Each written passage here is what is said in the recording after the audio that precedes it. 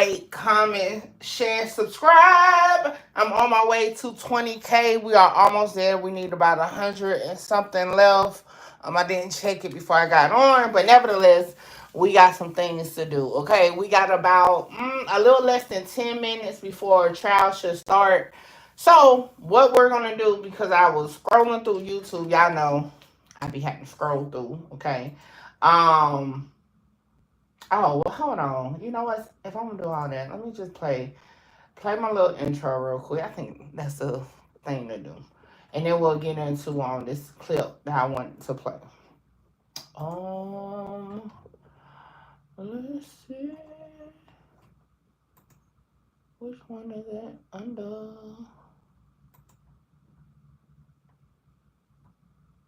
I think it's this one.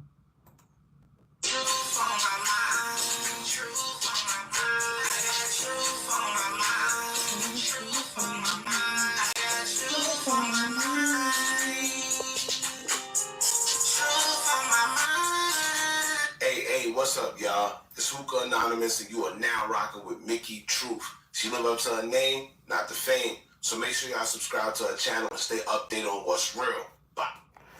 That's about one of the things doing verticals I don't like is playing my intros and stuff, but nevertheless I just had to play because even though I need to switch it up because now it's called Mickey Talks, not Voice of Truth, but nevertheless I just had to play. I haven't heard it in a minute, but anyway,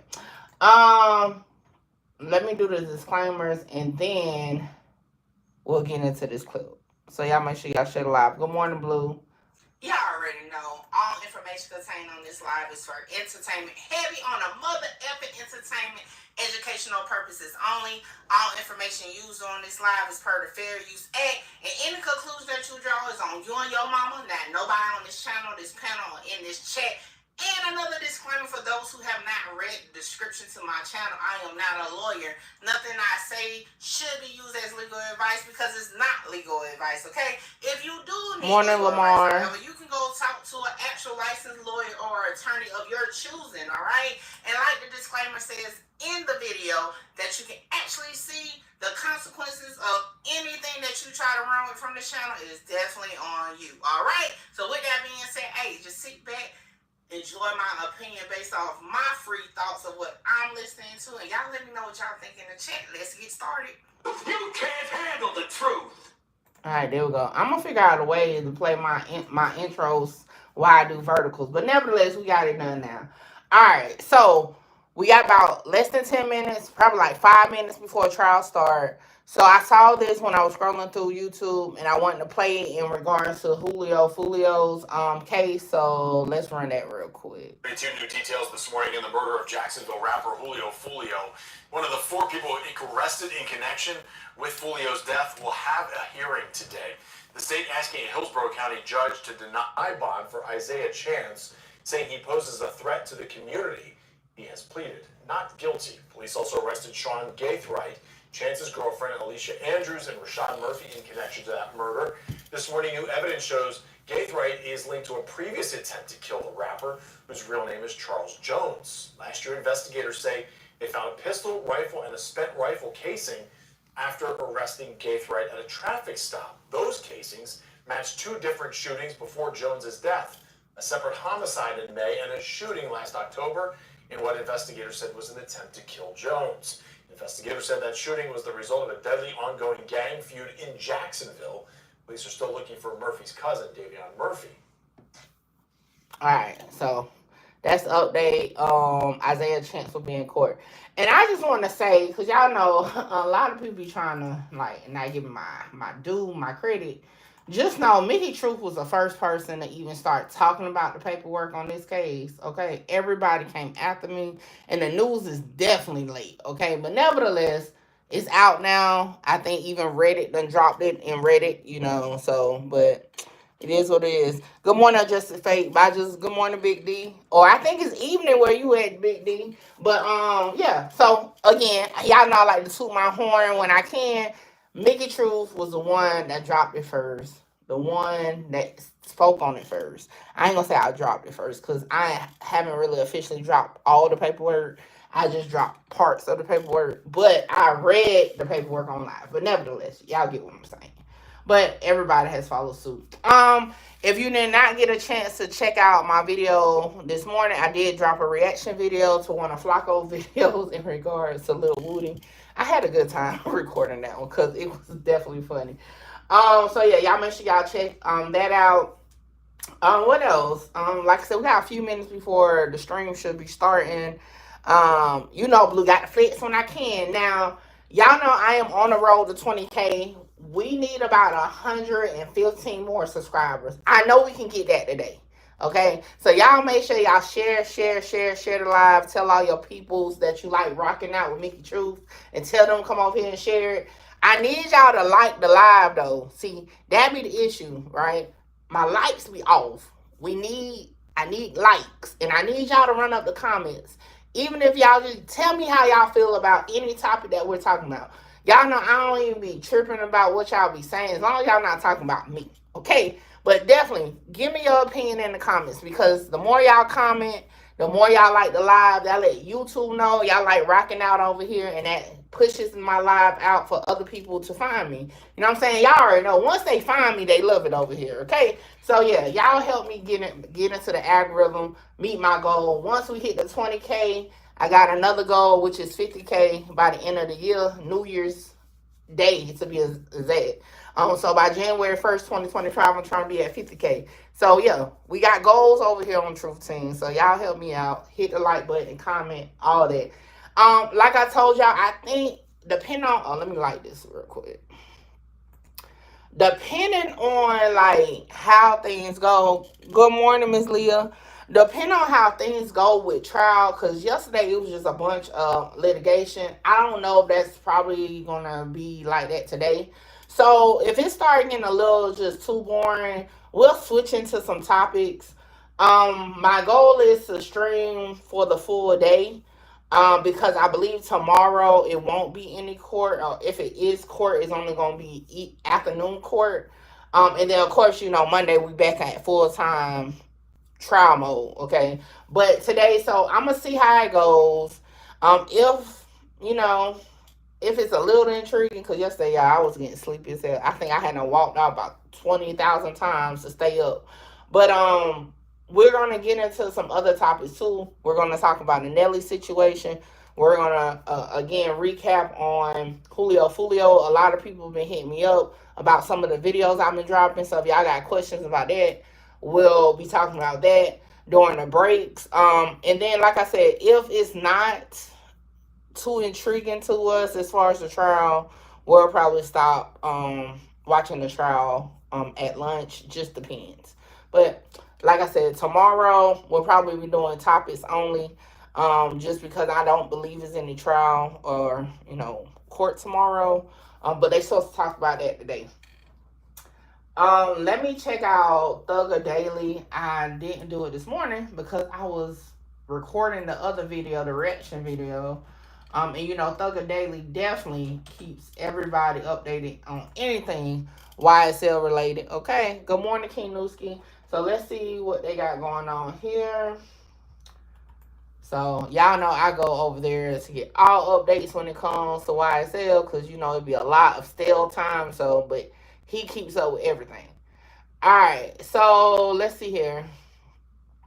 The last thing he wrote was, since this seems to be news for a lot of people, a little throwback to a still motion from September 2023. The state withheld discovery, and when they finally got it, it said do not serve yet. No bad faith though. Oh wow. And then Doug Weinstein, y'all already know Doug be coming with them uppercuts. Okay, that's the quiet assassin. He said, you mean you never produced discovery 6 months into trial with a folder labeled do not produce yet? Yo. If y'all missed it yesterday, man, Love was trembling in her boots. She definitely was not acting like a chief deputy district attorney with 15 years in a state attorney's office in Fulton County. I will say that.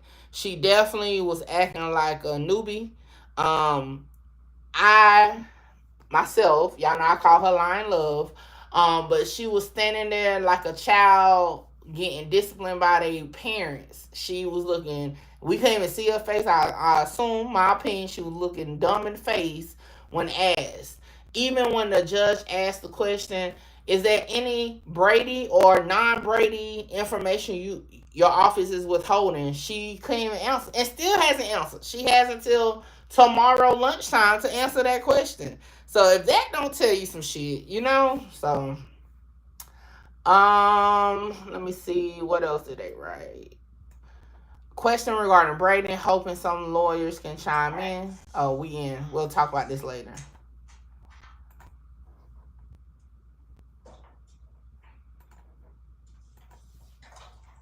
And Your Honor, it dovetails with the topic we discussed yesterday.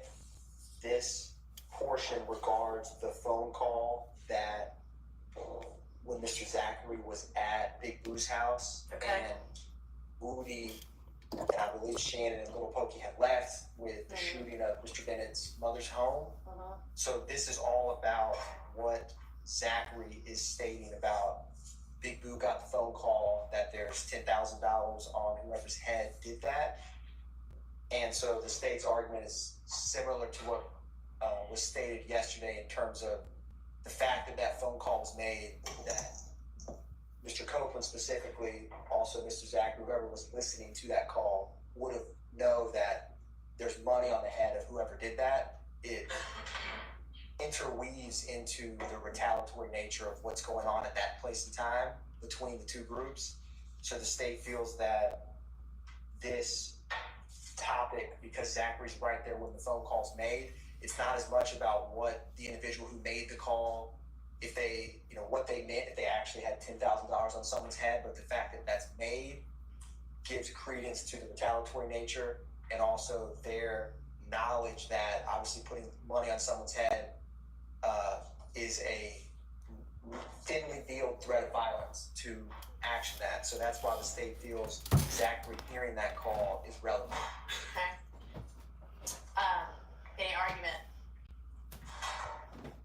Mr. Short.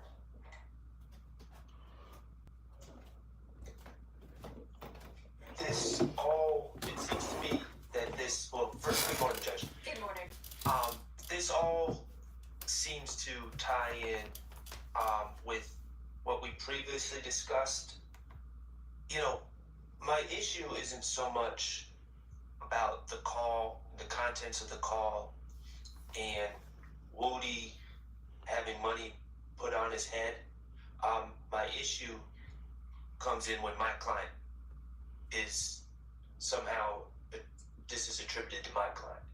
So I don't believe it can be attributed to my client. In and of itself, I don't have a problem with it. It's Okay. when they try to link it. So I guess that's my answer. Okay, and I think that just as I put parameters on the last item that we took up yesterday evening, I think the same parameters are on this one, unless you can establish that Mr. Stillwell is there when they return and hears this, then this would go only to Mr. Copeland's knowledge. Yes, right. Okay. Yeah, and when you say, did you mean, Your Honor, Mr. Zachary's knowledge?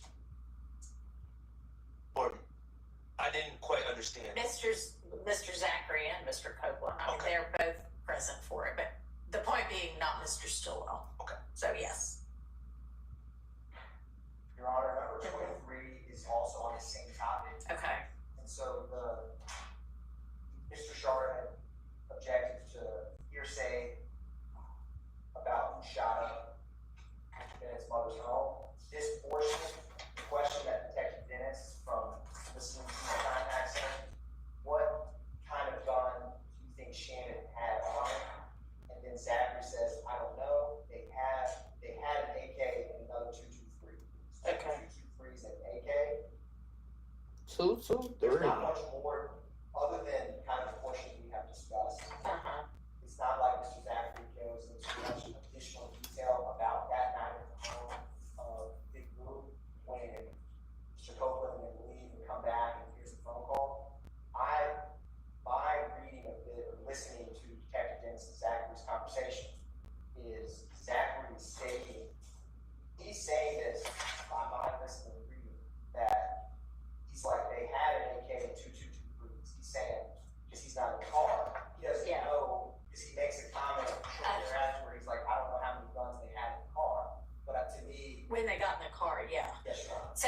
to me as well. That sounds like at the point in time when they all leave out, which seems to include Mr. Stillwell, here's what they had on them in the way of guns. And Your Honor, here's my concern, Yeah. and it's, I get that this session, this interview, the police are just trying to get Mr. Zachary to dump knowledge, or dump information. Get the lights up, y'all. Get on the them lights and up. just get as much information as possible. 104 I get people that. in here, only 12 Obviously, lights. the detective's job is a little different than an attorney's job. I don't know, as I sit here right now, what Mr. Zachary is basing any of this on. Does he know, for instance, is he saying he saw my client go into a car holding a 223? Or is he saying, well, I just know Shannon to carry a 223? See, and those are the type of things, if I was prepping a witness, I would clarify. I think we need to clarify exactly what he means, because if he just knows my client to carry a 223, if that's what he's saying, then that is something very different than seeing my client get into a car with Woody with a 223. Agreed. So, on page 113, lines 11 and 12, there's some unintelligible. Do we know what that I don't actually have- said, or can we listen to that? Because that may shed some light on it. I believe my review of this, it was unintelligible to me. I don't know if it, other Okay. people may find it intelligible. but Okay. I don't have anything written there. Well, maybe if we just listen to this part of it. Yes,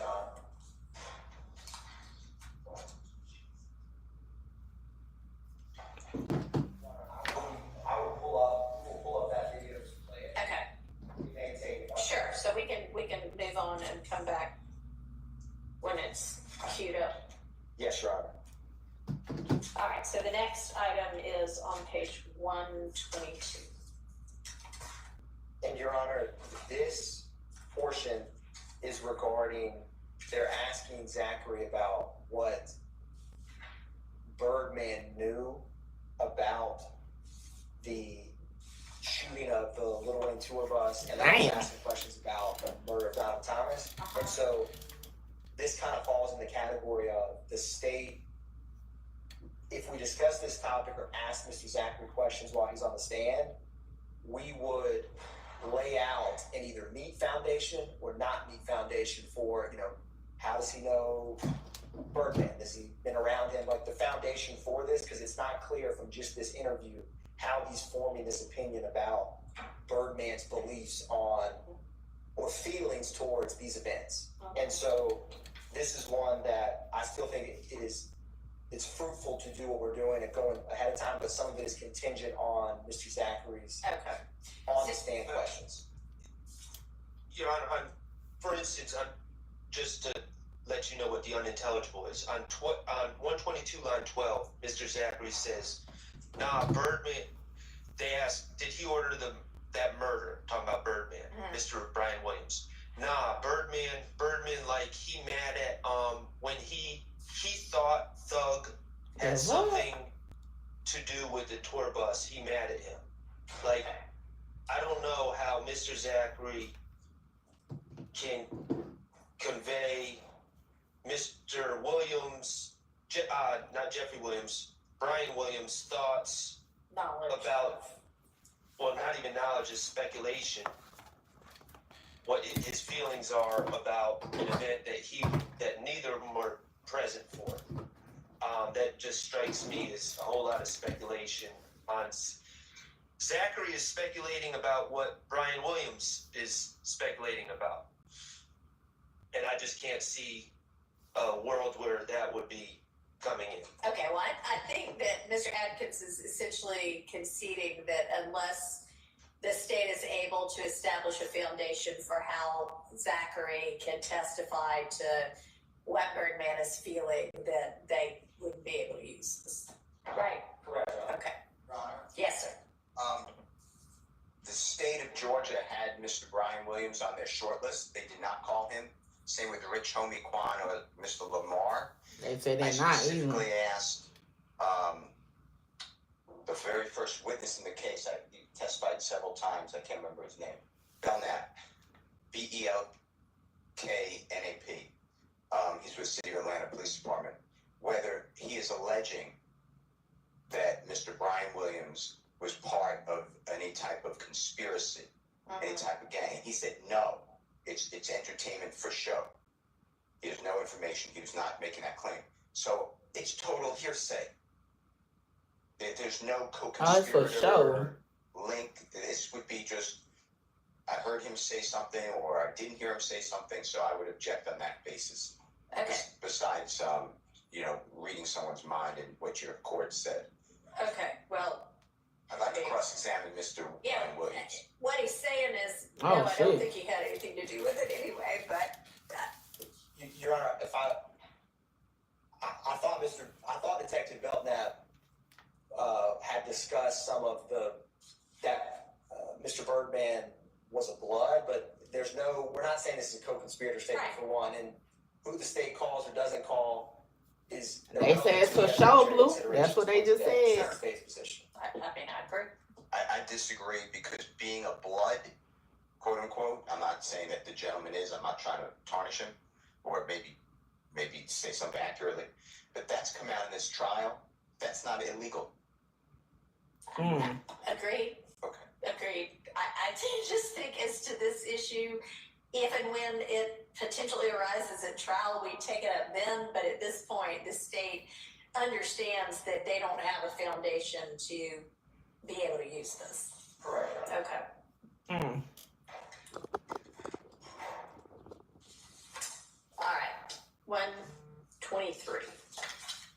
Your Honor, we addressed part of this yesterday in terms of Detective Gaither asked, do you think that Thug ordered that against Nutt Right. about the murder? And Zachary says, no, they're just trying to get a name. This came up yesterday. It kind of falls in a similar category where the state would have to lay more foundation for how Zachary knows that their motive, knows someone's motive. Is it because they told him? Is it because he interacts with them daily? So we would not just ask Mr. Zachary cold, why did they do X, Y, Z? There would have to be adequate questions for that. So hold on real quick. So they said, dude said that Thug didn't order it. Whoever did it just to get a name. So why the hell they pinning that shit under Thug is the boss? If he ain't ordered the shit, that's crazy. Y'all hit the like button. Make sure y'all subscribe to the channel. Let me know what y'all feeling in the comments, because this is wild. All right. We would object to an order now to eliminate the first word. Hold on. 349 people in here, only 23 likes. Come on. Hit the like button, people. Of no, I don't believe that Jeffrey Williams ordered that. If you're saying it's a co-conspirator and he would know about it, then that is relevant. And so I don't want to ask from the question. I'm not sure if I follow you. Okay, so I think that the answer by Mr. Zachary, the direct question is, do you have any evidence that Mr. Williams, Jeffrey Williams, knew about or ordered the Right. killing? The answer is no. Right. And he goes on, and that part, I agree, should come out. But the no, or the nah, N-A-H, I assume, should not be struck if you're striking things. Okay, well, I'm not striking or not striking this right now. All of it can only come in if there's some sort of an inconsistency and they're presenting it as, to impeach or something like that. So with, In Your Honor, I mean, I guess they're two separate. Do you think that Thug ordered the murder? And the answer to that, and then The next part, the people that he thinks did do it and why. understood. And I just don't want the first part to be part of the equation of that potentially is not going to be put. Okay, so yeah, I mean, they would be two separate items. yes, Your Honor. And the way I could potentially see some of this coming out is if Mr. Zachary was asked questions about, because in this interview, he describes, and he tells Detective Dennis YSL is a gang, and he talks about who he interacts with. And so if we asked him questions about, how does that work, people making a name for themselves or going up in rank, some of these could become relevant if he says, I don't know what you're talking about, stuff like that. The same ruling that I made with regard to there are a couple of other comments, yes, you would be able to use that part of it. They're just trying to make a name to show, okay, yeah, this is how it works, and you have told us this before. Correct, Your Honor. Yeah, so that's kind of separate as well, and you could use it for that. And then there's, if you are using it to show what he knew or didn't know about who ordered it, then you need a foundation for his knowledge of that. Yes, Your Honor. Okay. That clear for everybody? Yes, Your Honor. All right. Your Honor, could I just add one, a 24B to my list? And Yeah, it sure. doesn't really show up. Okay. It doesn't show up in the transcript, but I think it affects Mr. Williams, frankly. Off the transcript, where, well, you see it, but the transcript's not accurate. On 123, line 12, the woman, who's Investigator Gaither, is asking about the rank of who's the leader, and she's suggesting that Mr. Jeffrey Williams may be the leader of YSL, and Quindarius says, who said thugs the higher up, essentially. I think that's a pretty accurate quote. And, Okay. and Investigator Gaither, and it shows up at the end where after it says unintelligible, she's actually interrupted by Quindarius. Okay. And she says, that's just what I heard. I do believe that it would be improper to play Investigator Gaither basically an out-of-court statement suggesting that she's heard from other people that Mr. Jeffrey Williams is the higher up of YSL. It's confrontation clause and hearsay. So, Your Honor, Detective Gaither she's testified previously in this trial, but this portion, when she says, who said thug is hired, Detective Dennis is like, who's the boss, who runs YSL? Zachary says, he was not right there when they started YSL. And they're like, who started it? And he says, my brother and Slug, who was Trontavious Stevens, also known as Tick. And so the state's not going to ask Zachary, did Detective Gaither tell you that she believes Thug was hired? That is not what a question the state would ask. But however, this portion could become relevant in terms of he's acknowledging YSL's a gang. And she says, when she says, isn't Thug the highest, or however she phrases it, he's like, who said Thug was higher, which acknowledges there's a gang with some kind of hierarchy, or because he would have been like, what do you mean, higher over what? Yeah. So, okay. So the state, if Mr. Short's objection is to Detective Gaither's, word saying, I heard Thug was higher, the state does not intend to be asking Zachary about Detective Gaither's opinion on Defendant Williams or the YSL gang. But this portions of it in relation to Zachary saying who he believes started YSL and his own brother, that kind of stuff, he has adequate foundation. We'd have to ask him on the stand to explain that. That's kind of the state's.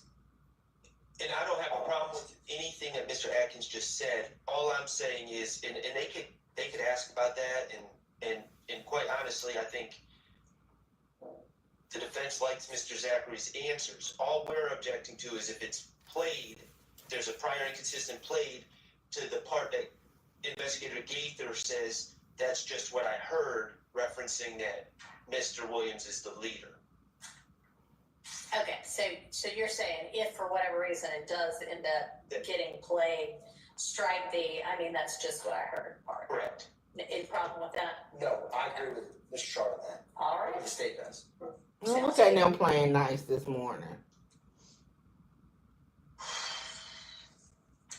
Your Honor, the next one, make it easier on everyone. So, I think there was a bond hearing or something that Detective Dennis or Gaither, they're referencing a court hearing and arguments that Mr. Zachary's attorney made. They were like, those are good arguments. We all know that.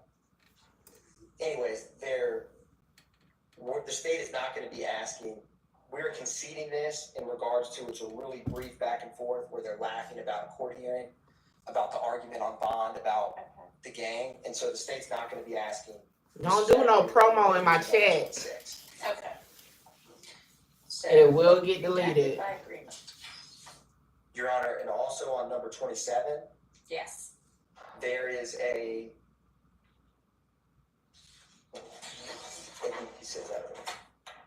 And so when Detective Thorpe, who's the lead detective on Donovan Thomas murder, comes into the room, there's some greetings, and then Detective Gaither kind of tells Mr. Zachary, Thorpe's been working really hard on the case. We've been talking to a lot of people. We appreciate your honesty.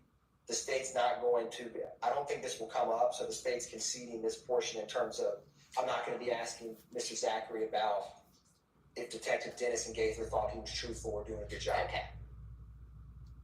Thank you. Was that all that one needed to cover? Correct. It's just them bolstering, All right. basically. Yeah. On the tape. Okay. All right. 135. So, Your Honor, this one, what is, Mr. Zachary says, I think Nard was driving them, and then Thorpe just kind of repeats, okay, Nard was driving. This is when they're speaking about, because Zachary at the beginning of this interview talks to Detective Gaither and Dennis some about Donovan Thomas's murder, and then they get Detective Thorpe to come over because he's the lead homicide detective, and so he goes into more detail at that part. So the state, this part of the interview, Mr. Zachary, as like all of his interviews, he's not saying directly where this is coming from, but the state's position, kind of similar to yesterday, is that the primary source of Mr. Zachary's knowledge is from when he says Defendant Stillwell, Defendant Kendricks told him that night.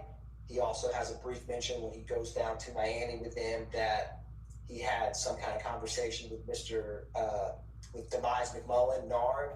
And so he does say, I think Nard was driving them. The state's position, and again, this may depend on the foundation of the questions he's asked, but the pool of information that the state's aware of from Zachary's statements is other co-conspirators telling him about either their own involvement in the murder. Okay. And Your Honor, my stance, as previously stated, is that if Mr. Zachary is claiming the source is anyone other than my client, Mr. Stillwell, I would object. However, if the source, I understand the court's prior rulings, and if the source falls under the court's prior rulings, I understand what your ruling is. Okay. But I don't, as I sit here now, I have no idea what his source is with some of these statements that he's making. Okay. Well, I think we have to take the entirety of the statement into consideration, but that would fall under my prior rulings with regard to the co-conspirator exception, so that'll be permitted. Your Honor, I believe next is number 29. Y'all better leave them co-conspirators at home. Shit. Okay. In this portion, Detective Thorpe says, after the shooting, do you know what happened to the cars and the guns? And Zachary says, yeah, they dropped it off at OG Bentley's spot, who's Mr. Treadwell. And he asked them, do you know if the guns are still around? Did they get rid of them? And Zachary says, most likely got rid of them. He's supposed to have gotten rid of them. And then they have a conversation about, Detective Gaither's like, how do they usually get rid of guns? And Zachary's like, well, this is the first time. Usually we keep the guns. And Detective Thorpe asked if anyone got a word to shoot nut, which is the one we kind of just addressed. And he says they just want a name. So it's speculation and hearsay. Good morning. I think the speculation objection is coming from where he says, do you know if the gun's around? He's like, they most likely got rid of them. The state's position here is that, again, his source of them going to Kevin Treadwell's house is, again, the same co-conspirator statements. And he is not definitively at the house or see them bury the guns in a backyard or throw them in a river, but I think it's reasonable to think that from his conversations with them that they went there to get the car and the guns so that they couldn't be caught. So the speculation is Zachary's not physically present at Mr. I have no information that he physically saw these guns being hidden, but I think because he spoke with co-conspirators about it, it is not as speculative as that question. Right. He has a basis for knowing from his other co-conspirators that they were dropped off. Yes, Your Honor. What happened to them after that? That is what he's speculating. He knows the purpose was to get rid of them, but whether they were actually gotten rid of past OG Bentley's place, he doesn't know. Correct, Your Honor. But that they were dropped off, he does know. Correct. And because he kind of answers like it's clear that he doesn't exactly know if this particular portion through impeachment came in, it's, he's kind of telling like, I don't know exactly, I think they did, but it makes sense in the context of the conversation he has a couple hours after the murder. Right. All right. Well, with those parameters. And it just goes, I've stated my objection. I understand the court's ruling. However, I do believe that 9 and 11, lines 9 and 11 on 137 are a little different because, again, that is just, from my understanding, just pure speculation about motive.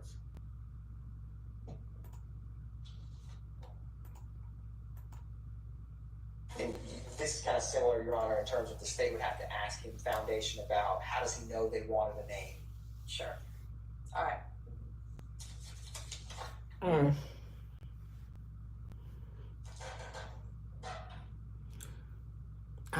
I think Quindarius Zachary gonna be a hard witness though. That's just I think he's gonna be harder than Woody. Yeah, on this one, Your Honor. Hang on just a second. I need to actually figure out where we are, because so that actually, even though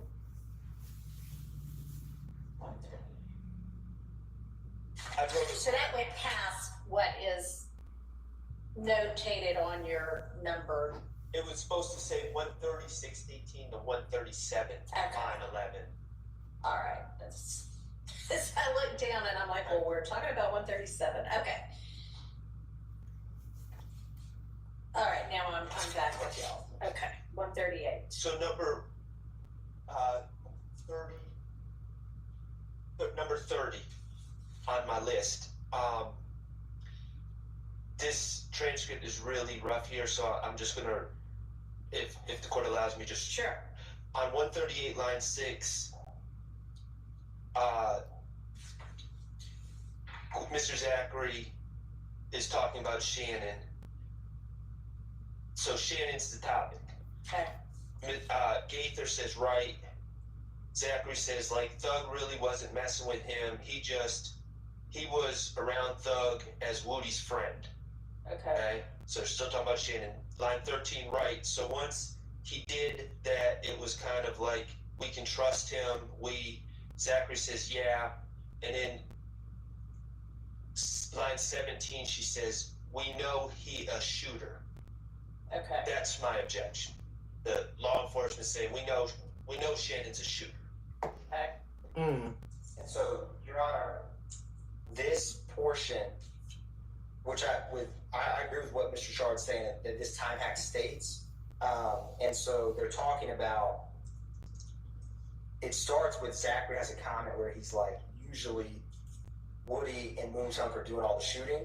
And then Gaither's like, well, did Mr. Copeland slow down with his BS? And he says, when he's around a lot of folks, he gets pumped up. And they're kind of asking, how did Shannon Finistillo get into the picture? And so he's like, well, he was friends with Copeland, comes around. And Zachary says, no one really knew Mr. Finistillo that well. And then, the way what they're talking about is after the murder of Donovan Thomas. Mm-hmm. Gaither's like, well, once he did that, and that is the murder of Donovan Thomas, that we could trust him and know he's a shooter. And Zachary's response is, he started messing with Shannon hard. I take the he being defendant Williams. And so the state feels that Detective Gaither's question to get Zachary's response, if the right questions are asked on the stand, could be relevant because there's a lot of ills. Zachary, on some level, confirms what she's saying because he's like, after she says, now they can trust him, they know he's a shooter, Zachary says he started messing with Shannon hard, kind of confirming that, yeah, he started messing with him or hanging out with him or being closer with him because he was a shooter in the context of what Zachary's saying happened on January 10th, 2015. So the state feels that it's not just Gaither in a vacuum saying, we know Shannon's a shooter. I'm not going to ask Zachary what's Detective Gaither's opinion. But yes, my apologies, Madam Court Reporter. But it could become relevant because of asking Zachary in the context of his relationship with Mr. Copeland, how defendant Stillwell came into the picture, that this exact clip, if the right questions are asked, could become relevant to get Mr. Zachary's response. Okay. But if this clip is played, line 13 says right. So once he did that, it was kind of like, we can trust him. And Zachary says, yeah. And then we could easily go to line 19. He started messing with Shannon and then they go into Woody becoming a new Slug and Shannon becoming a new Woody. But none of that requires line 17, law enforcement saying, we know he's a shooter. That's my objection, specifically that line. I understand. Right. So up above on line 6, what gets said then? They already knew Shannon liked something. I just have it say that until. Like that until. It doesn't make a lot of sense, but that's what. And they're kind of interrupting each other. Yeah. My note, Your Honor, is Zachary says, nah, so lines like 2 or 3, Detective Gaither says, did Woody slow down with his BS?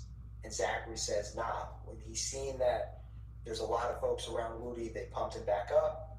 No one knew Shannon like that until Thug, not really messing with him. He was around Thug because he's Woody's friend. I agree. Yeah, that's on the prior page, right? That's 138, line 10. Right, Mr. Atkins? That's where you're at? I believe so. The transcript lines I'm looking at, I went back through and added, after listening to it. So my line and page is a little off, but. Well, I see did Woody slow down with all his BS once Nut got killed? Or was he still? Right. That was on 137. Right. And then this is the answers, no, he'd get pumped back up, or what? Yes, Your Honor. It's Zachary says, nah, when he's seen that there's a lot of folks around Woody, then he pumps back up. And then he says no one knew Shannon like that until Thug, not really messing with him. He was around Thug because he was Woody's friend. And then Gaither says, right, so once he did that, it was kind of like, we can trust him. Quindarius Zachary says, yeah. And then Gaither says, we know he's a shooter, or we know he a shooter. Right. And I don't know why the Gaither would be allowed to make a declaratory statement, whether she's talking generally that law enforcement is determining that he's a shooter, right, or if he's a shooter in this case, right, that's a question for the jury. Right. But, I mean, assuming that he started messing with him hard after that is actually in response to the statement, we know he's a shooter. Well, maybe I just need to listen to this part. I view it more of a response to line 13, where she says, so once he did that, it was kind of like, we can trust him, and he's like, yeah. And then you could easily go, he started messing with Shannon he repeats himself, I don't know why. And then they don't really, there's no real meat to what Zachary says, because then they move on to Woody. But my concern is specifically with, we know he a shooter. I understand. I'm going to listen to it. It may not elucidate anything, but where is this timestamp? So, Your Honor, I have a little bit before this. It's at 3:25:44. Okay, I'll just start there. And you did send this video, or no? I can't remember. I will double check, Your Honor. Okay, just make sure y'all do so that I can That's listen right. to it. Give a thumb drive, so it should be. Oh, so it was on the same.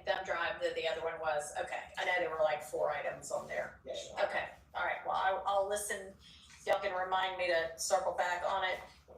Do we have that other thing queued up?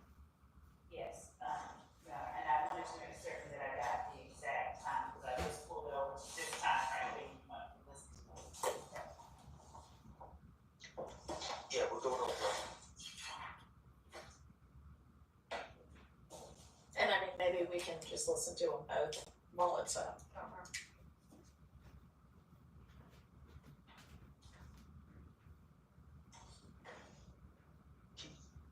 Forward it to.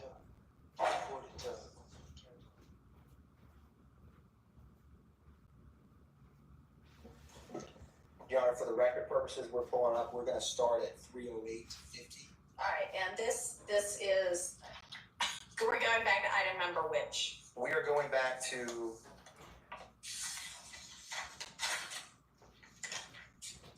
this actually kind of tackles a couple items because this is all about who shot Lucci's mother's home. But I believe what prompted us to go back was, Item number 23, was that the one we were? yes, Your Honor, I think it was 23. Yeah. Because we weren't sure if Zachary physically saw these guns or. Right, okay.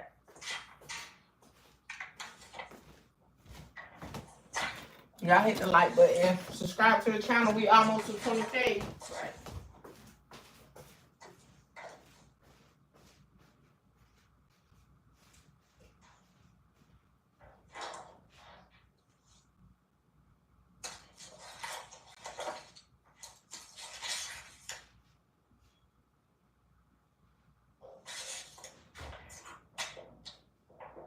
And I've been told that if I plug a headphone into the computer, if I'm on Zoom, maybe I can hear it better.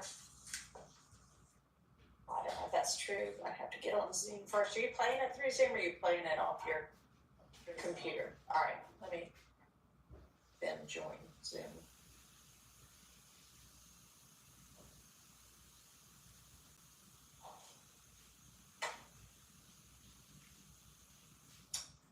And figure out where this might plug in. What's up, Stephen? What's up, Trey? So if they say Shannon is a shooter, that means Woody was a shooter too then, if they said that's the new Woody.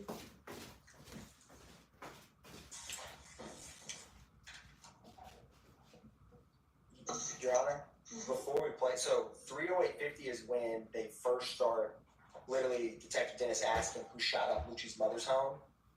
And then I'm happy to start there for the court, if the court would like. There's about 3 minutes of conversation, but when he specifically starts talking about what kind of gun did Shannon have on it, which is more tethered to number 23, I can jump just to that part. I want to just ask the court if you want me to play a little bit before or go right to when he's discussing the part about who had what firearms.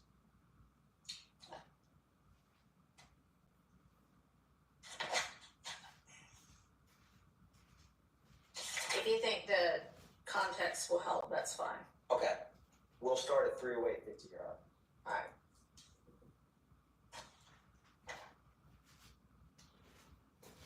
Good morning, Magic. Now Woody won't be back till Monday. Officially 308:41.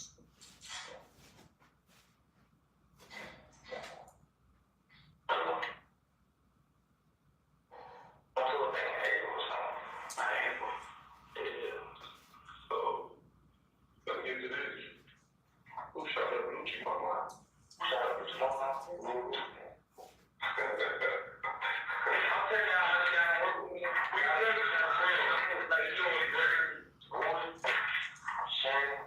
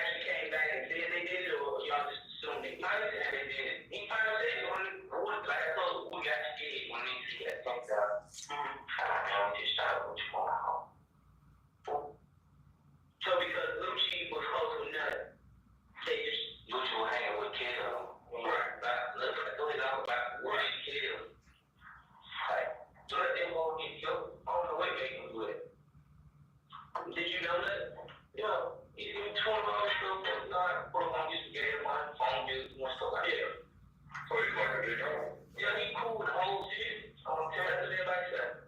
So everybody be hot with him, but he still was streaking. So Yeah, he should get fine, but he like every time I see him, so I feel like I'm getting him close, so he's trying to So they look at you like the I ain't no more.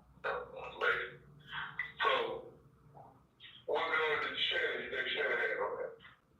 I don't know, they got like AK. Another 223. The 223 and AK. I know they had big AK. I was hoping on. The AK was? Yeah. That was Shannon. And they had one of them 223. Oh yeah, the AK. I don't know how you know they got the call. I didn't know guns so I was. So answer this question. So when we were in court, you found out that gun. All right. Well, it sounds like, to me, like he's saying, essentially, this is what they had with them when they left out. That's the state's, we're in agreement, Your Honor. So, I'm Them ninjas been telling. I wonder what Thug thinking in his head. Objection and permitted. Yes. Yes, sir. Okay, so can we Damn, move to the telling all the other government one? names and all. To- Shit. But we know he a shooter. Yes, Your Is Honor. that pretty easy? Yes, Your Honor, it is. So we're going to 325-44 for the record. All right.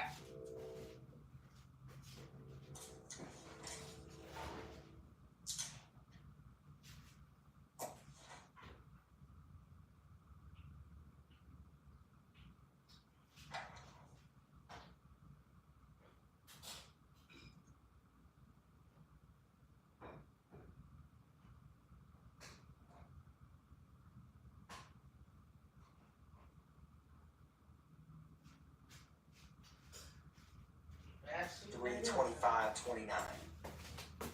What about play another piece?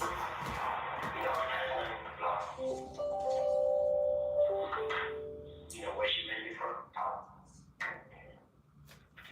So, after the shooting, do you know what happened to the car and the gun? Gun dropped off there at OG Family Spot. Do you know if the gun's still around or they got rid of? I'm likely they got rid of. I think when they dropped off at Family Spot, they probably had got rid of. How do they normally get rid of guns? I don't know. That's the first time you know it. Most likely though. So, did anybody get word to shoot up, or did you get an opportunity? They didn't want to name, they just wanted to name. Correct. If you be one or two on our shoot, they didn't want to know. So did Woody slow down with all this bullshit, or one cut got killed, did Woody slow down with his stuff, or was he still? Nah, he seen that he had a lot of folk that line all that for movie. But they might really know Shannon like that until he did. Right. Like those were really messed up. He was around for with Wolverine. Right. So once he did that, it was kind of like we can trust and we didn't shoot. Started making some Shannon on it. He felt started making some Shannon. So it put Woody to the side and Shannon back to the Woody spot. Yeah. Something like Woody so slow about. So Shannon and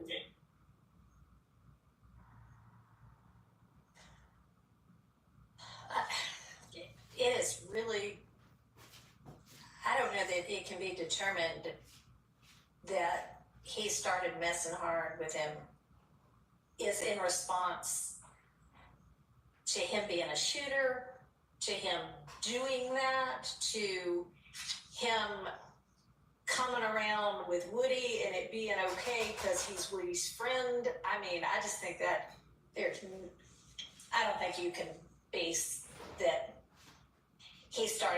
that Thug started messing hard with Shannon on him having been a shooter. I'm gonna exclude that. Understood, Your Honor.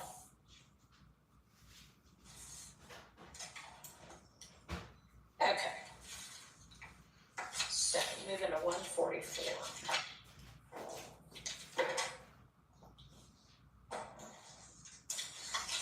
Give me just a second.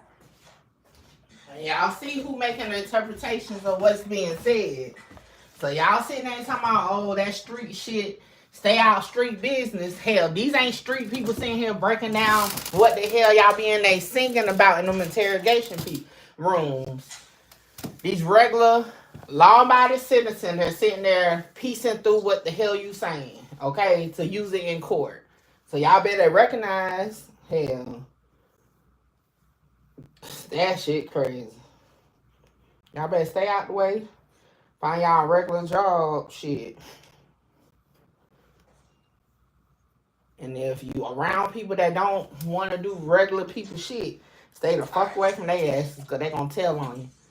Even if you ain't did Your it. Honor, with this next one, I'm in agreement. This is probably this section where Zachary is stating that his older brother used to hang out with Finney Stillwell, and then Zachary says something along the lines of, until Shannon got locked up. Okay. The state would omit or ensure that the jury never hears about Shannon getting locked up, and they ask him about him knowing his I don't trust they ass. Throw that shit out. That takes care of that objection. Yes, Your Honor. All right. Thank you.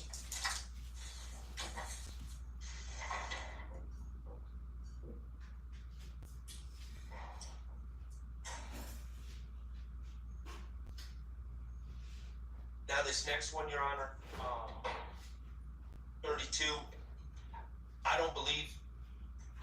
I'm pretty certain she's not referring to Shannon. I think she's referring to Terry Rivers, Okay.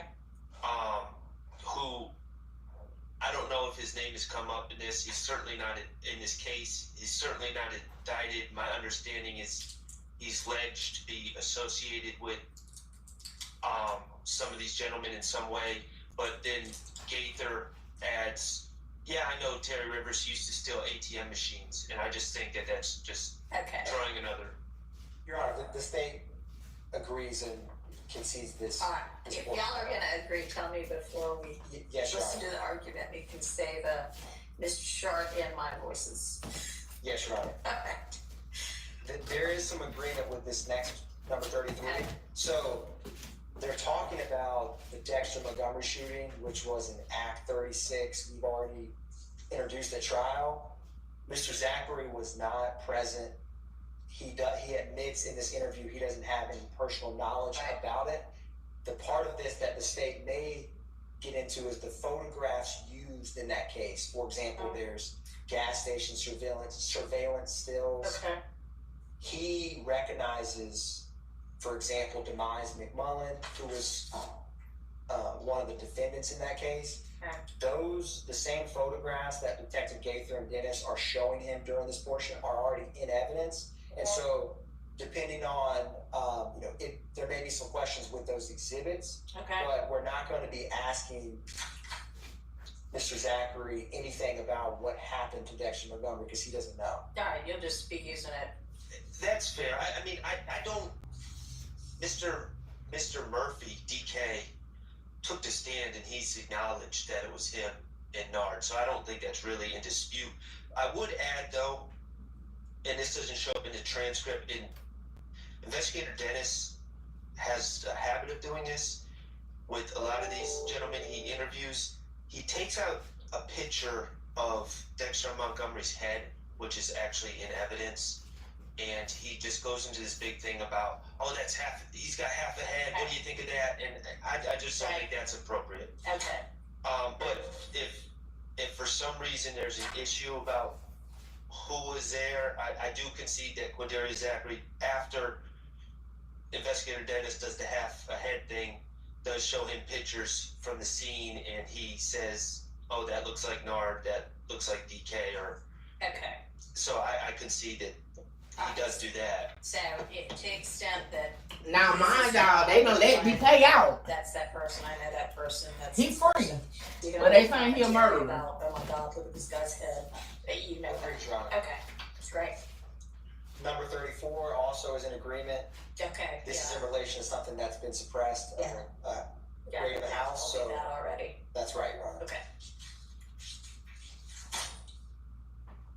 35, this is a portion where Mr. Zachary is they're asking his girlfriend, Summer Good, says that basically she doesn't like him hanging out with them, and then he mentions defendant Stillwell because like Zachary gets in trouble with them, and so the state feels that, you know, in the context of when,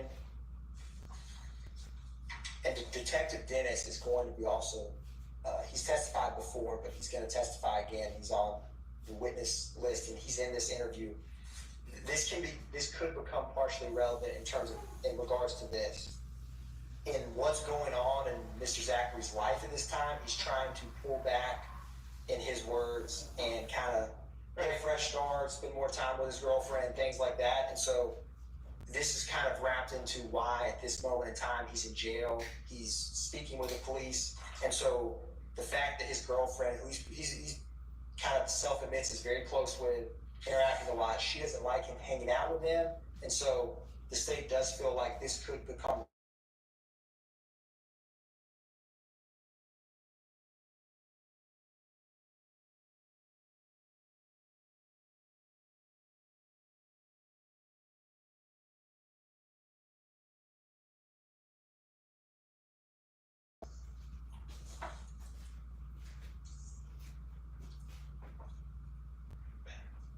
Your Honor, the next one, number 36.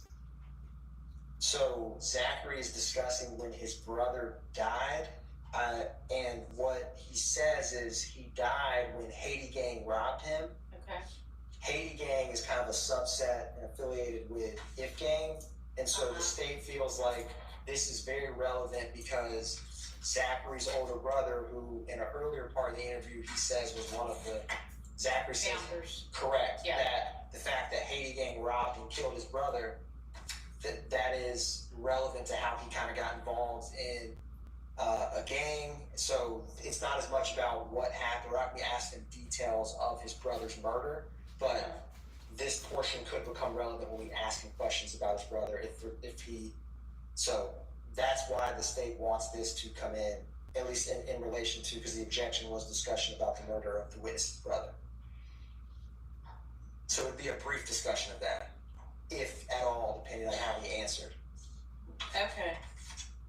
Well, I mean, 159 looks to be like the details of it. So even based on what you're talking about, this part may not come in. Yes, we won't be asking like what street his brother that happened on, or we would just be asking him, or we may never get to a part where we have to play this to discuss this part, but it's just about the fact that Haiti Gang robbed and killed his brother. Okay. That's the part the state wants, is relevant. All right.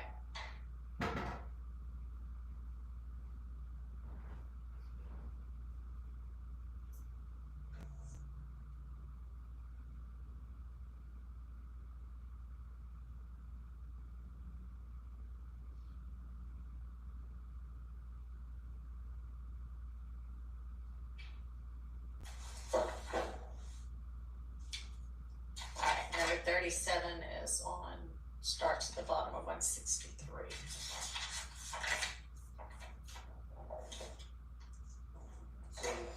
Your Honor, this portion is when he's discussing the shooting of Dwayne Carter's tour bus.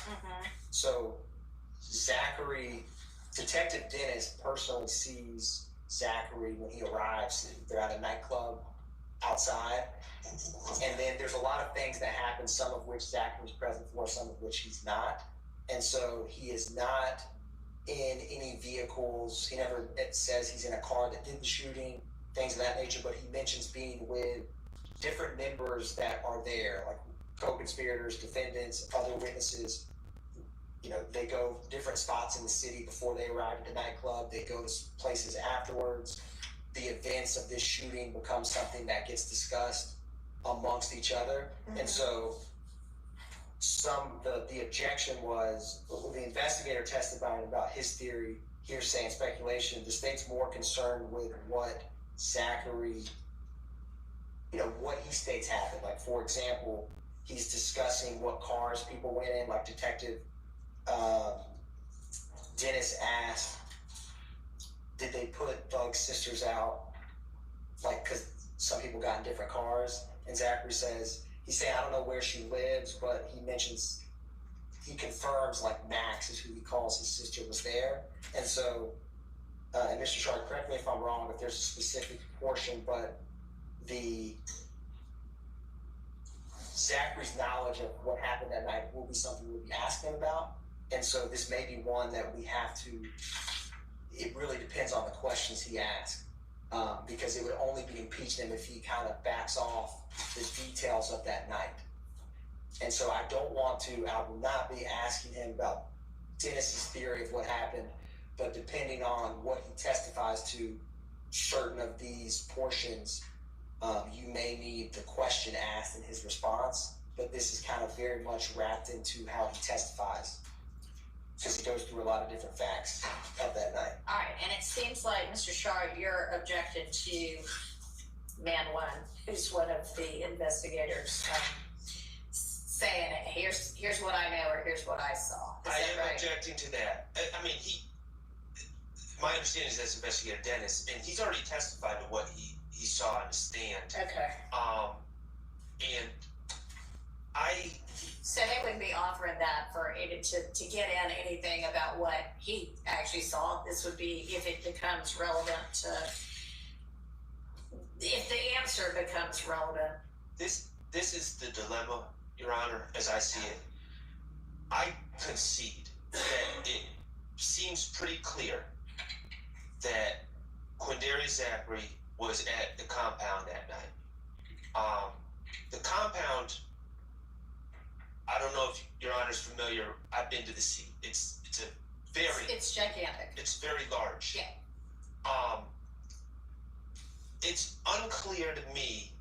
I know that he was not on 285. That's pretty clear. Or he's saying he wasn't on 285 or when buses were shot. Mm-hmm. What's unclear to me is where he was when he's claiming people were leaving out and switching cars. Right. He's definitely giving that information. It's unclear to me if it's based on, and this was a widely reported event. There was hip hop gossip, internet sites almost immediately that are reporting what happened, different theories. So it's unclear to me whether he's there when he's saying people were leaving in certain cars. Yeah. And I concede, if he was there, if it's established that he was there and he's saying he saw things with his eyes, I mean, it is what it is for me, and I'll have to deal with that in cross-examination. But what I don't want is the state for him to say, well, I wasn't there for that part, and then the state to start impeaching him. Well, didn't you say this and this and this? And then it was just all based on speculation or internet gossip or other things. So I don't know what his source of information is for some of this stuff. And that's what I'm struggling with. I understand in a certain circumstance, he would be able to testify about what he saw. Well, in any circumstance, he'd be able to testify to what he saw. But I'm not sure he saw these things. I'm not saying he didn't. I don't know. Well, I think we already made rulings, and by we, I guess I mean me, Well, about that. you made rulings, my recollection is you made rulings about what Demekion Garlington allegedly told him about the Donovan Thomas situation. I don't. Okay, I thought we had talked about him. Maybe we haven't, but I mean, So she don't keep up with what the hell she be saying. and says, yeah, I wasn't there. I don't know any of this. The state can cross-examine him about what he said before, and it may be that it's established through, not cross-examine, but examine. And then y'all can cross-examine him about whatever the inconsistencies are. Even if he says, you know what, I don't know who got into any car. I wasn't there. I was in Alaska at the time. They can cross him. I mean, they can examine him, impeach him with this. Because that would be clearly inconsistent with his prior statements. But my concern is if he says, as the crowd was dispersing, Investigator Dennis saw me and said my name and I ran. Yeah. and I ran from the scene and got into a car and left and went home. And then they're like, well, didn't you say that Shannon got into this car? And it turns out that his testimony is actually that he wasn't there for that part, and what his prior statements were based on something else. But who knows whether it's true that he, I understand. what his testimony is, whenever, next Wednesday, that he says, oh my gosh, the cops saw me and I ran and I went home and got in my bed. We don't know whether that's true or not. So he's still going to be able to impeach him. And then y'all are going to have to ask, hey, how are we supposed to believe that this is true? And he can say, we can see it on my ring camera. I walked in the house, and y'all will just have to explore that. I mean, we don't have This any judge a way little of- snappy. They're telling the truth. They're supposed to swear to tell the truth and then tell the truth, but we don't know that. So I can't do what it is that you're asking me to do here. Okay. I understand the court's rule. All right. Your Honor, number 39 and number 40, they all are in relation to the same topic regarding the shooting of Dwayne Carter's tour bus. Okay, hang on. Did that cover 38 and 37?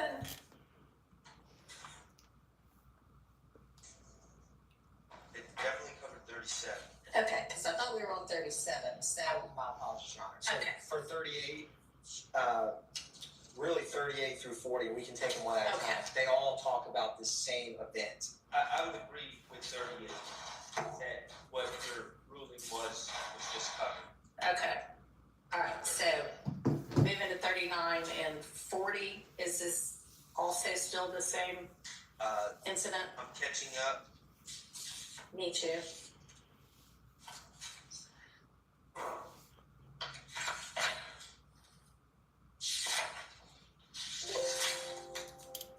Oh, my computer about to die. Okay, so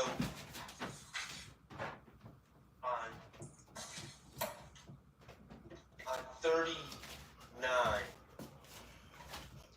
excuse me, 30, we're on 39. He is saying that someone said we shot up the tour bus, but there's a pronoun we, and it's unclear who the declarant is or where that's coming from.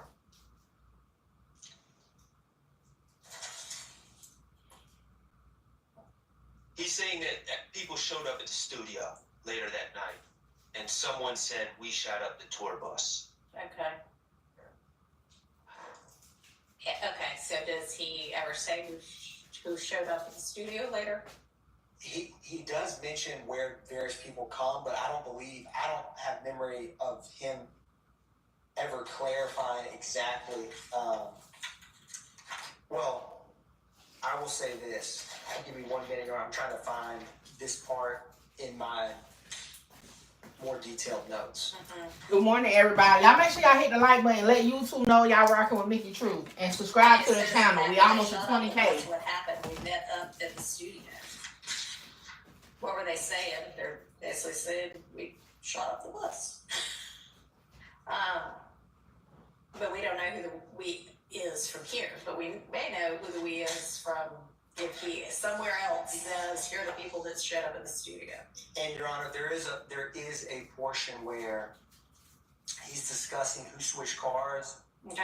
And Zachary, so Detective Dennis says, so Max, referring to one of Defendant Williams' sisters, and Shannon switched spots, and Zachary says, told everyone they were going to watch him, call him, meet at the studio, say we're going to go shoot up the tour bus. And Detective Dennis is like, they said this? And Zachary says, I don't know what the hell made him shoot up the tour bus anyways. Oh, my apologies. Yes. They were at the studio, say we're going to go shoot up the tour bus. Detective Dennis says, they said this? And Zachary says, yeah, I don't know what the hell made him shoot up the tour bus anyways. Detective Dennis, who said it? And Zachary says, Pee-wee, referring to Jimmy Winfrey, who was the individual. It's a Cobb County case, but relation to this incident. And then Shannon said it, and Detective Gabe was like, well, who was more hype about it? And he says Shannon. Now, I believe this context is before the shooting, whereas what we're talking about is afterwards, but this is kind of very much wrapped into how, when we get to this part of the interview, we'll be asking him questions about that night. And so, depending on how that questioning goes and what his answers are, he will have to have, the foundation for who he was speaking with or interacted with. And I actually say a little bit further on, and I can actually play this if we need to. I have 3:45, 49. Detective Dennis says, after they shot up the bus, what happened? Zachary says, we met up at the studio. Detective Dennis says, they came back to Metropolitan. What did they say? And Zachary says, they say they just shot up Wayne's tour bus. It was Max's truck within in there and Pee-wee's car, referring to Mr. Winfrey. Mm-hmm. Don't know who Pee-wee was with. And Gaither's like, so both cars up there, other cars following them? And he says, probably follow them to Expressway, not sure if they followed them to the shooting. Mm-hmm. And then he just goes into a diatribe about how Mr. Winfrey came into their friend circle. So I don't see where he definitively says who it was at the studio who told him. But this event happening, there's a lot of communication about it because it becomes a big incident that happened. And so I don't know definitively who at the studio told Mr. Zachary, but I know that this is alleged to be a gang act, and I would assume part of your Rico. Correct, Your Honor. Okay. And the complication is with our potential limiting instruction about, it would only be charged against the people that it's charged against. And it's Act 39, it's only in relation to the Rico count because this incident happened in Cobb County. So this that makes it easy. Yes, okay. Yes, Your Honor. So. All right, so then it is, yes. Your ruling, only Mr. Winfrey is alleging that overt act. He's not on trial. Okay, but it is alleged to be an overt act in furtherance of the Rico conspiracy, right? It is an act in relation to count one, which every defendant's charged with count one. Right, okay. That's true. But also the overt acts have a statute of limitations of 5 years from the time that the indictment's returned. This is in 2015. There's a series of overt acts that Judge Glanville said, I understand your argument. We'll get to that. He just passed on it, basically, that those could not be considered by the jury in reaching a verdict. I asked for a special verdict form.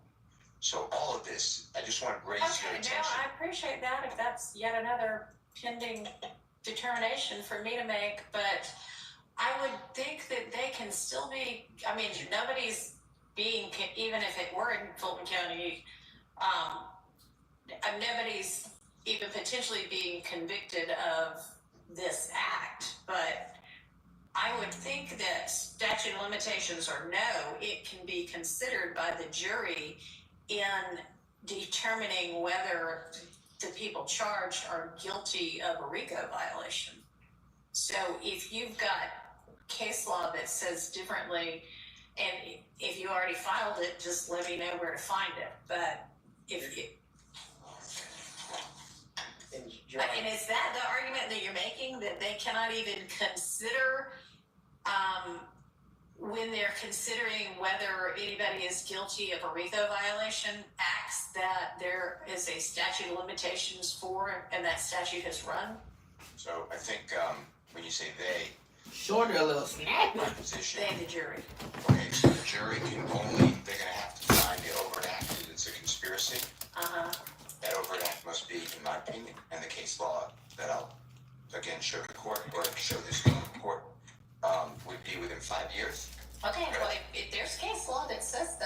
certainly I'll take a look at it, and it sounds like that issue is still on the table to be determined, right? Yes. Your Honor, being a newer addition to this team, I wasn't present when this, I'm being told that there was this By line issue love. has been addressed before.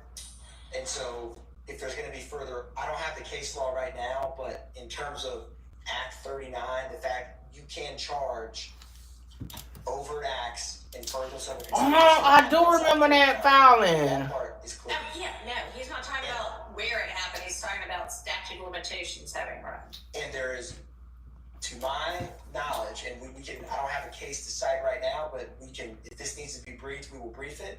But that is not the state's I went over understanding that, with- Not actually. the court's understanding of it either, but I mean, been wrong before, I could be wrong right now. It's not my opinion that matters, it's what the case law says that matters. And if it has already been briefed by both sides, super, just point me to which brief and which response I should be looking at. And it very well may have been addressed before but not decided. Ms. Love, do you think it's already been decided? Judge, that's what I was just saying. I Okay. think that this issue was raised by Mr. Steele very early on, and I believe The mic don't like line love. in the state's favor against his position.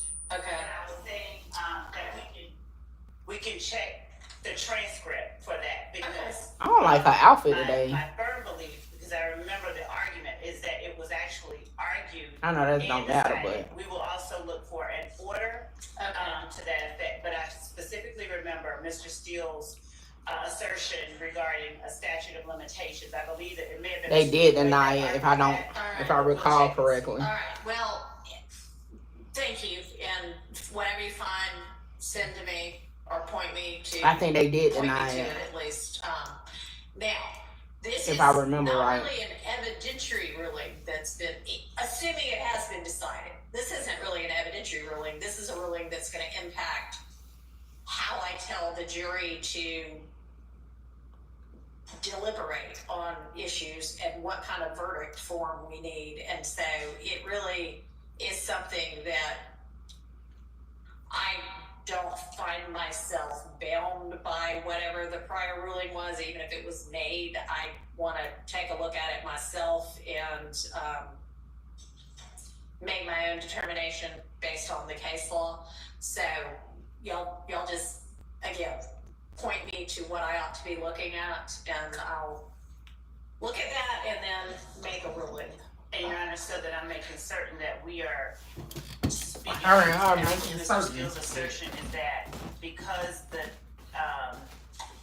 statute of limitations on the overt acts have run, that the jury is not allowed to consider the overt acts. That's what I think he's saying. No. I'm saying to deliberate for the actual verdict. Let's say that we're asking for a special verdict form. There's 191 overt acts in count one. Let's say the Honorable Court grants a special verdict form, and every one of any overt act within the statute of limitations within 5 years of the return of the indictment says not proven. But then there's one or more overt acts before 5 years of the return of the indictment that says proven. Our position would be the overt act is not satisfied because the statute of limitations bars the conviction because the overt act was previous. I'm not talking about evidence because that shows the history of the quote organization. It could just be intrinsic or whatever. So Right. I mean, okay. So I mean, but I do understand you. They can consider it for whatever, the history and how it all fits together.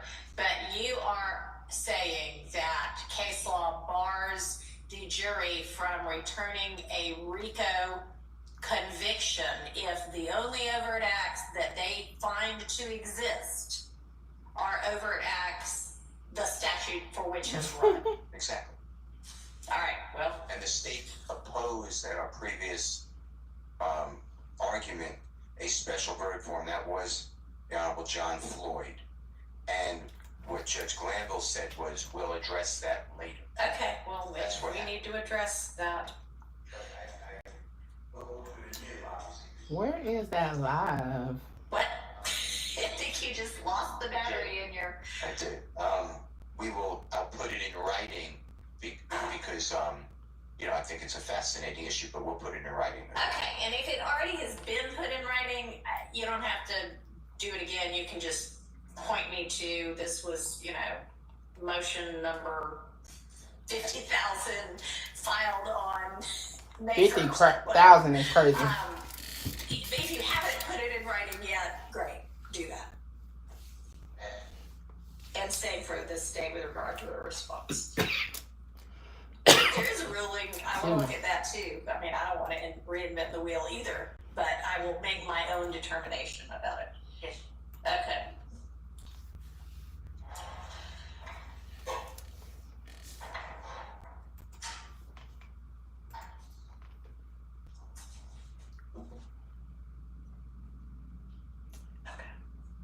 All right, 42 more subscribers and we're going to hit 20K. Y'all make sure y'all subscribe to the channel. Hit the like button.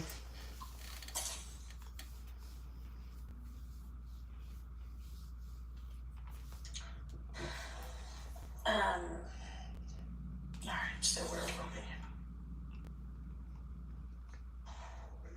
Your Honor, we were on 1676 line 6. Yeah, and like discussing. Okay. And just to be clear, if the foundation is laid that Mr. Zachary is falsely asserting that my client stated that, then I understand that that's just going to be a subject for cross-examination. However, if it comes from a source, allegedly comes from a source other than my client, our stance would be that would be either rank hearsay, something he read off the internet or something, or if it was said to him by someone else. Okay. I'm just using an example. Sure. Pee-wee, that would be spilling the beans. And that's... Okay, well, and I'm rejecting your spilling the beans argument with regard to all of these things as they're going down and immediately after they go down. Now, if his source is off the internet, then that's a different story.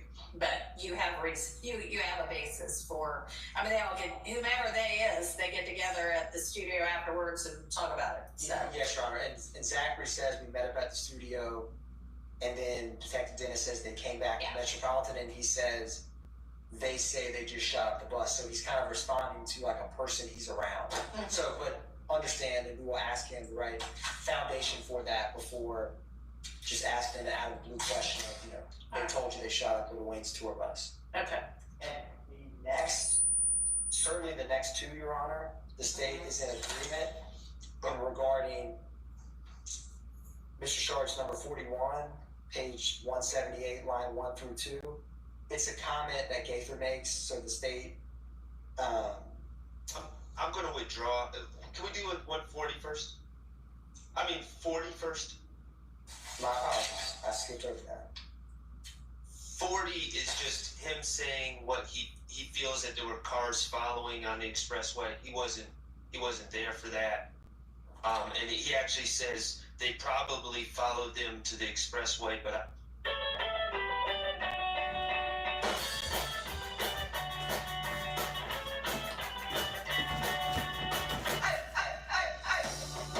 it's cars on the highway. 40 is out by agreement. 40 is out. Withdraw, and I just think it's needed to add context. All right. I think it would be improper in some ways, but quite honestly, it involves Mr. Steele's client and Mr. Adams' client, and Mr. Zachary says no, so I think it's needed to provide context to the no that Mr. Zachary gives. All right, thanks. And Your Honor, number 42, the state's in agreement of. Okay.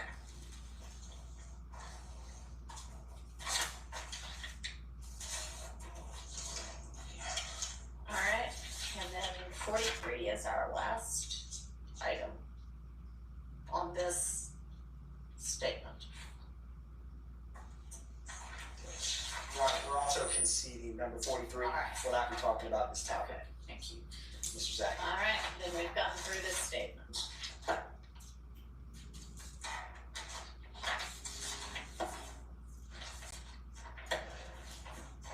right, we'll take a break in just a second. Housekeeping wise, did Miss Leb, were you able to email over to everyone last night, what you have so far? I sent some, and then I have the broader folder containing Mr. Sledge's exhibits that numbered, and so I will share that. I haven't shared it because I was actually still typing in it just now, but I will share that with counsel for the defense. And Your Honor, as I look towards next week, it would be Mr. Sledge before Mr. Zachary. Okay, So, so we did this in the wrong order, but. All right, that means we need to get all of what might be used with Mr. Sledge today. that's the folder that Okay. I got to. All right, well, And it's not, not voluminous. I don't really do it on this, Okay. but, It's not. Okay. I'm gonna try.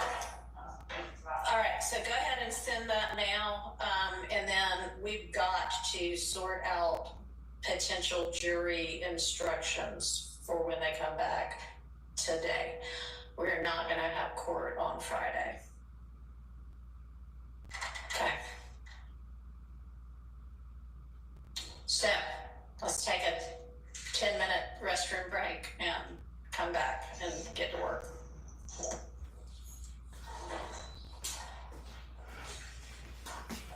That was a productive morning. I will say that. They had a productive morning. Welcome everybody to the Mickey Truth channel. Queen of paperwork, some people call me. And I call y'all my truth team. So we definitely pop our truth shit over here. Alright. So since we're on a 10-minute break, the question I've been seeing the most in the comments, and I need y'all to make sure y'all like, is 226 people, only 51 likes. By liking the live, it lets YouTube know y'all rocking out with Mickey Truth. So make sure you like it. Make sure you subscribe to the channel. Get me to 20K. I think I need less than 50 more subscribers to get to 20K.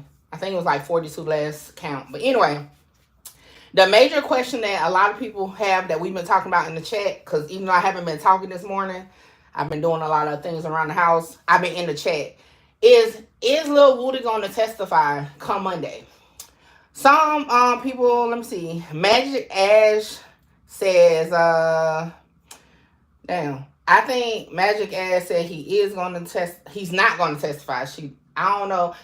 My apologies if you're a woman or a male. I don't know. But Magic believes that Lil Woody will not testify.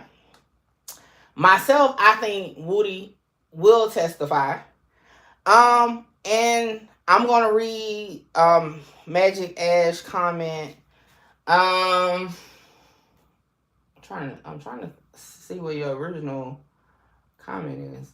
Well, the last thing Magic said, I don't think he wants to snitch. I think he just realizes they got him on camera snitching, and now he's just trying to make it seem like he created this elaborate story to get himself out of the eye of 12. And then I believe early on, just because they now told him that they can only hold him until the end of this trial, that's gonna make a difference. I'm gonna be honest, I've been saying this, and y'all know I do not agree with Woody route to get to this point. I don't agree with him with going in there, whether he's lying or not lying, just having hours and hours of interrogation video, telling on his quote-unquote homeboys at the time. I don't agree with it. But at the same time, he ain't telling on me, okay? Now, I do applaud him for how he has taken this situation to make it make sense for him. I mean, you can't knock him for that. I mean, he went from being called as a witness, to people calling him snitches and rats. And don't get it twisted, some people still do it. But he has a whole damn cult behind him. I mean, he posts all the time where he can't even go into the store without people treating him like a celebrity. He's on all the platforms. He's on all that. Yes, he's definitely a master manipulator. I have said that before. Y'all know I definitely have spoken with Woody since all this. So don't get it twisted. I definitely speak my truth on it now. Okay, he definitely is a master manipulator. I know a lot of people like him in real life, so I definitely see through it. But at the same time, he has taken the situation to make it do what it do. Now, my stance on why I feel right he's going to testify, because at this point, regardless if he testifies or not, he's going to, like, he already been on the stand, right? So like at this point, I mean, the wow factor he had the first time when he got on the stand and then saying, I plead the fifth, that went crazy the first time. It ain't gonna too much go crazy this time, right? And since then, you know, he already let it be known on the stand, off the stand, kind of like the state is kind of putting him in this position to have to do it. So I feel like at this point, he go crazy on TikTok. I'm talking, they be blowing him up with gifts and stuff on TikTok. He get booked on all the platforms now. I just feel like it would be dumb, for sure, for him to throw all that away to try to, quote unquote, remain solid, right? And not take the stand, right? When, again, everybody's opinion is already going to be out and about. Y'all know I covered Woody before he even got on the stand, right? Over a year ago. Check out the content. But I just don't see that happening for him. Like, he just posted, I want to say yesterday, the day before, he took cash money to buy him one of the little, I don't even know what they call the car things. You know what I'm saying? Like, he got a lot of motion. You can't take that away from him. But we all know in this day and age, being a witness, you know what I'm saying, on these big cases, kind of turn them into overnight celebrities in so many ways. I mean, he's not the first one it happened to. He ain't gonna be the last. And I remember when I looked at his TikTok when he first got on the stand, he was at like 600 subscribers, right? By the next day, he was at like 200K. And I remember hitting him up and I'm like, yo, I'm gonna be honest with you. I done seen this same shit with a bunch of witnesses in the Chicago sector on the O Block case. And if they can run their clout up off that shit, you can definitely do it. So make sure you utilize this to work for you. And that's what I said to him straight up. Y'all can ask him. And I said it just like that because, again, at the end of the day, hey, he ain't telling on me or my people, so I don't hold no personal issue against him or anybody else on none of these cases. I just don't personally agree. You know what I'm saying? Kimbella, what it do? Y'all already know Tea Time Thursday is tonight, so y'all make sure y'all pull up with myself, Kimbella, Roxy, and miss me with that BS, okay? But yeah, so that's just how I feel about it. You know, a lot of people, well, creators, depending on their background, quote unquote, their alleged background, they may have different feelings, but that's my stance, hey. And I take it for what it is. That's how I feel about it, right? So I just feel like, again, it would be dumb at this point. You know what I'm saying? It will be dumb at this point to not testify. Now, he can get on that side, I don't recall, shrug his shoulders, all that shit. You know what I'm saying? But, you know, that's that. All right, let me see. Magic said, but if he refuses to testify again, then he can't be cross-examined. Therefore, all his testimony will be struck, from the record, and a jury will be told to disregard everything about him. Right, but he'll be in jail. See, this is my thing. Like, I don't know if y'all, did I stream that live? I don't think I streamed that live. But if y'all remember when Woody and damn, I'm having brain clog. Woody and Kayla Bumpus did that live, right? And remember, they had came up with like almost $1,000 for him off that live, off Cash App. And he was saying how he couldn't pay his phone bill, things like that. Now again, we know Woody be lying. Like, is that really true? I don't know. Okay, but nevertheless, at that moment, I said, "Oh, he on the same." I even told y'all the route he was going. He was going to all the attorneys or the court reporter channels, like, you know, lead attorney. He was going to Infamous Sylvia, Caleb. He was going that route, which worked for him because he got more, quote unquote, sympathy fans, right? If he would have came on, now y'all know I'm in the middle with the sectors. I could kind of mix in with that side, but at the same time, I do have, you know, the other side as far as my platform. So like, he's not gonna come on this side of YouTube, the Seti Nash, you know, Seti Nash trying to cross over, King AK-47, those platforms scope. He's not gonna come this way, right? Because they're gonna be focused on the actual snitching part, right? He went the other way to grow the way he needed to. And I say, hey, I respect that, because that was the right move to do. You know what I'm saying? But again, let's just take his words of face value that he ain't had no money. He ain't had shit going on at the time. Now, you going to drop bags of cash to get what you want.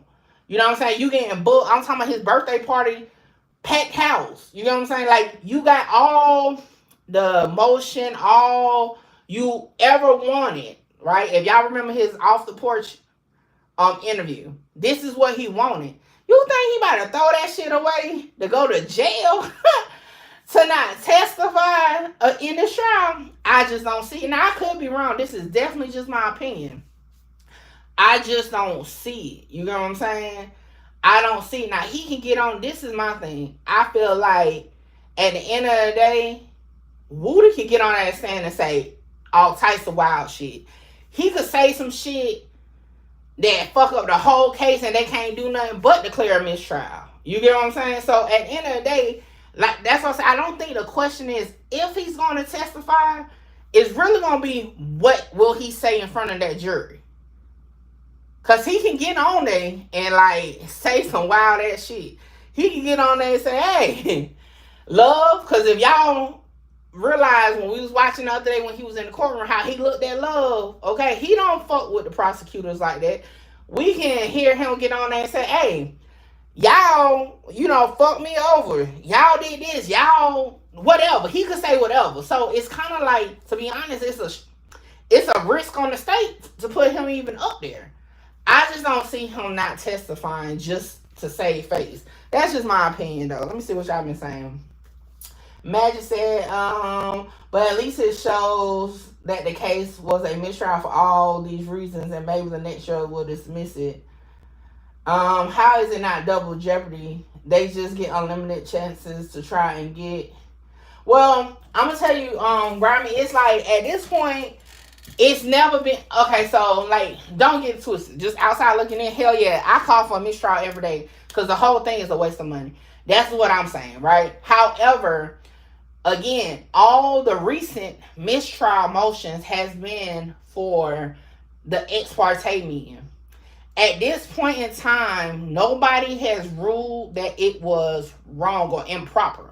Nobody has ruled that. So because that has not been a ruling, could be again, and this Judge Whitaker has established that so many times that Judge Glanville was recused because he tried to argue the fact that he was right about not being recused. He wasn't recused because of that meeting.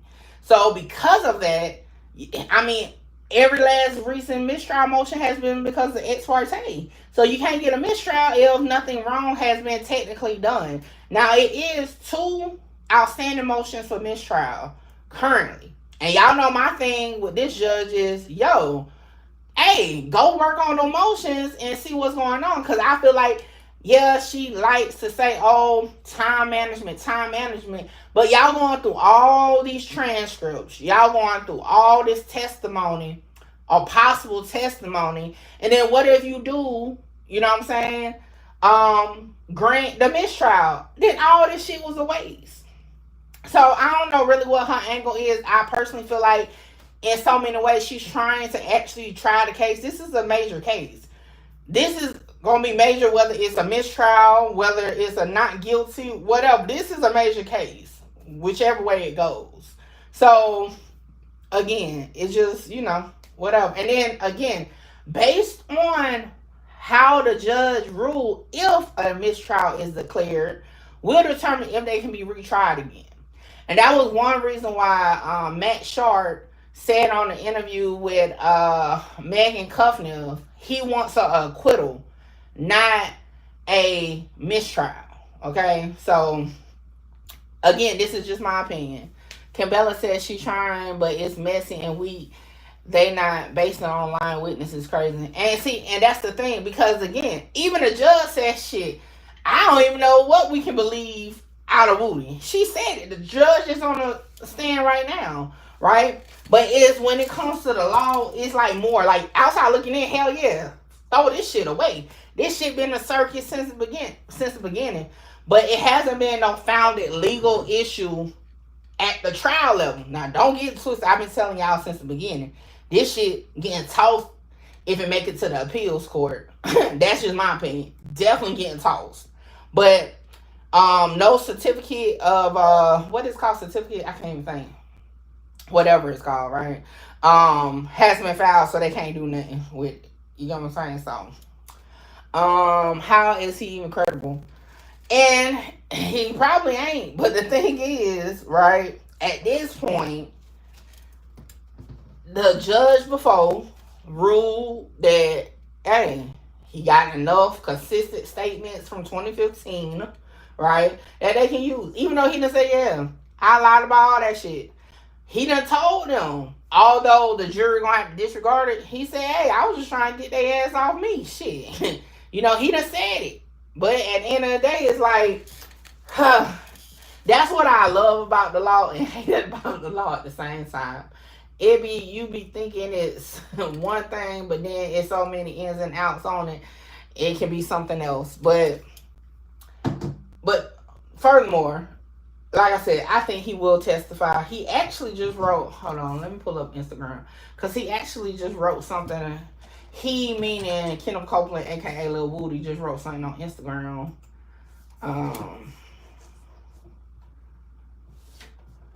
Man just said, really, you're guilty until proven innocent in our legal system. That's a fact. Once you understand that, life will be a little easier for you. But I'm going to wait. I'll look it up on the next break. But yeah, this shit crazy. Y'all make sure y'all hit the like button and let YouTube know you rocking with Mickey Truth. Y'all help me get to 20K. We are almost there. I need about 25 more subscribers to hit today. So, and hit the Cash App. The Cash App is linked at the top. The evidence that is gonna go with witness Sledge. I don't know if y'all are ready to tackle that right now. I need 26 more subscribers to hit 20K. Get me there.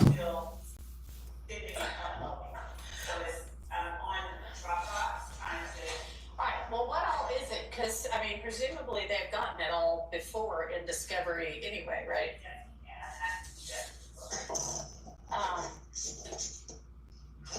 Yes. I could address, Mr. Sledge gave a prior statement that's... Thank you, Magic Ash, for the Cash App. Following his arrest for the 2015 alleged shooting of houses, he was arrested, as well as Mr. Zachary. I can address that. And there was one... Gemini, what it do? What Mr. Atkins said, there was one jail call that was identified, and I can address that as well. I don't know if there's more, but his statement, I can address. The jail call, I can address. So those two, he's correct, identified those and given them to those. The statement is the statement we mentioned earlier, and the jail call is that Mr. Shard is correct in those, and we are ready to respond to whatever it is that they bring up while we're sending the rest of it. Okay. The prior statement he made in 2015, he's brought in regarding the ag assaults and he is questioned. He's Mirandized. He gives a statement. He denies any involvement. He later pleads guilty. Okay. Or offered, I'm not sure. He pleads somehow. He resolves it short of trial.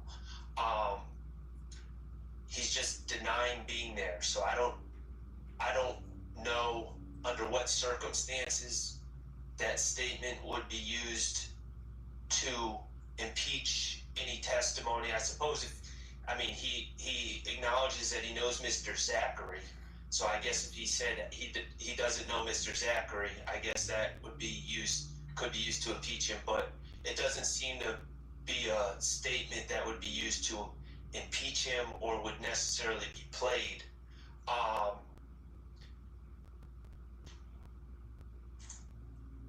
His jail call, I've listened to it. It's essentially him. He had a preliminary, he was charged with the murder of Donovan Thomas by Detective Thorpe. The state has since determined that he is not responsible. He had a prelim where no probable cause was found. After the prelim, he calls his significant other. I'm assuming it's his significant other. It sounds like it from the context. And he Wake up, Thug. Basically talks about the testimony at the prelim.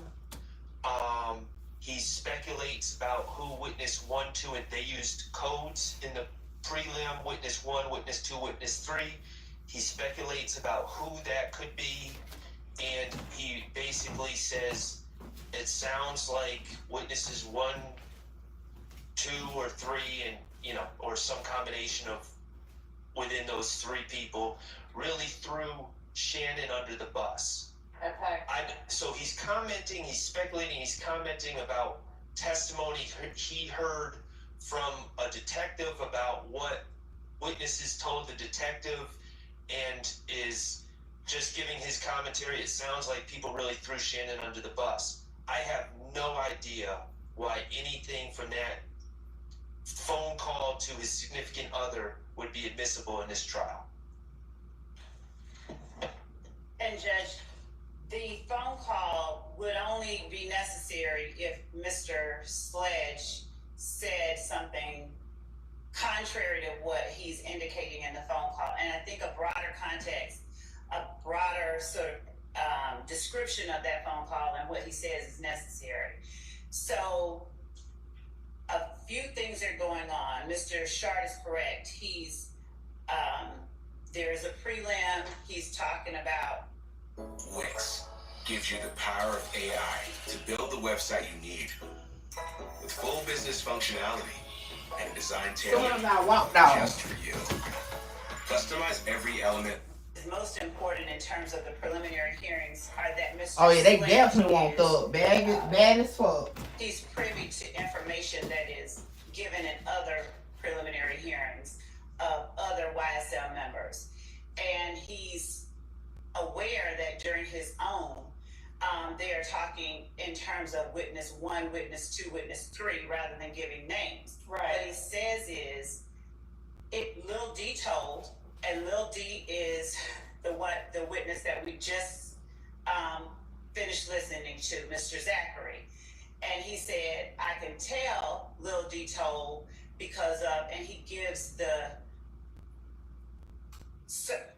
information that was given by witness 1 or Lil D. He said, I can tell witness 1 is Lil D because he says this. So the fact that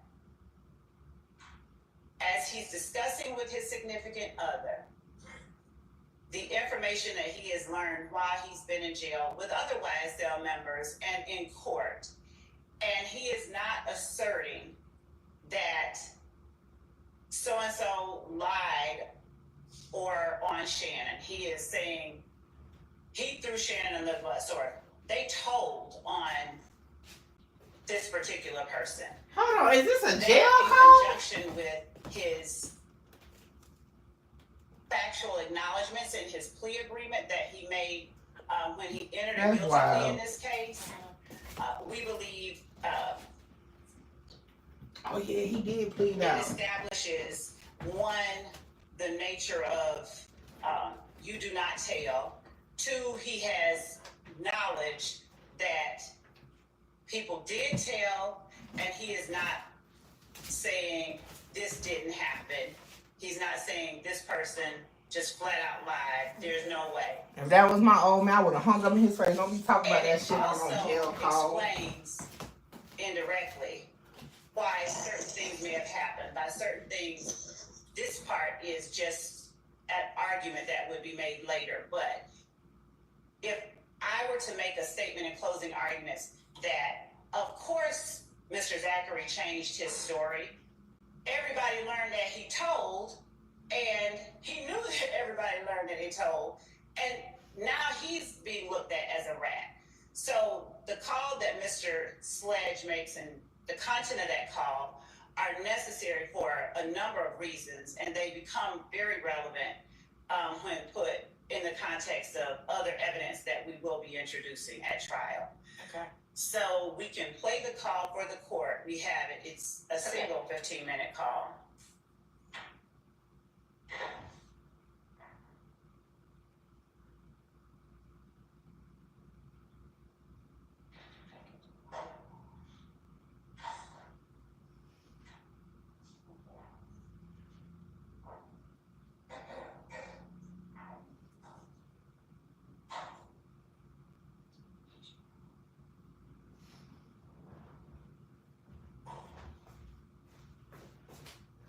They must think when that shit say your call is being recorded, they lying.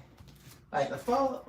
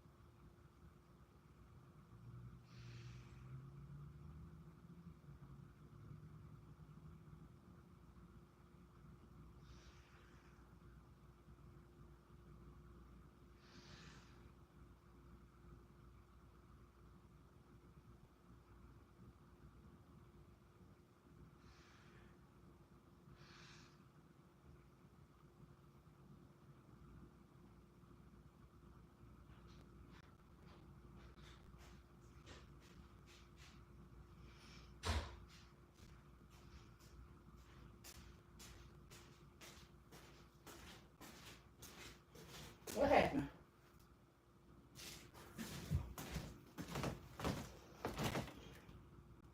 Oh, look, I walked back. Why the hell I don't hear nothing?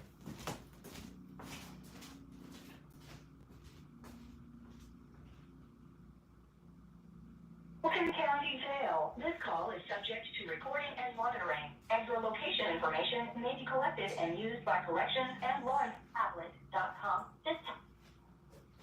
Send special moments as .net to learn more. What should we send a Kwame for what we doing out here? He be doing that. Man, I ain't even talked to Kwame. I seen Kwame in the courtroom with him today. I swear to God, I ain't talked to Kwame. I been in the courtroom today with Tim. I was shocked when I was there. All the thing that made me look back. Now when they first started calling the charge, all that nigga Plea had them bad. Punched the damn thing and got up and walked out. But some business today, but I think they'll call me. They call me in time. What did he say about the blood though? He said, Yeah, I'm sorry, but that is entirely too muffled for me to understand what they're saying. I'm happy to listen to it at lunch if I need to, but until I can figure When that out shit say your call is being recorded, they is not lying to y'all. Yeah, like when I sometimes attorneys will That is not y'all private numbers. If I need to hear what's being said, I can't from there. Sorry. So I do have things, but I got to test it and then I can try to test it. That that shit crazy that people still being caught on the jail phones There's an talking. interview we need to get through anyway. Why don't we just do the whatever the small, I guess, more discreet objections are to that interview. So, Mr. Sharp's characterization of the interview is correct. What he does during the interview is essentially he's telling the police, you know, you have to do your job. So there is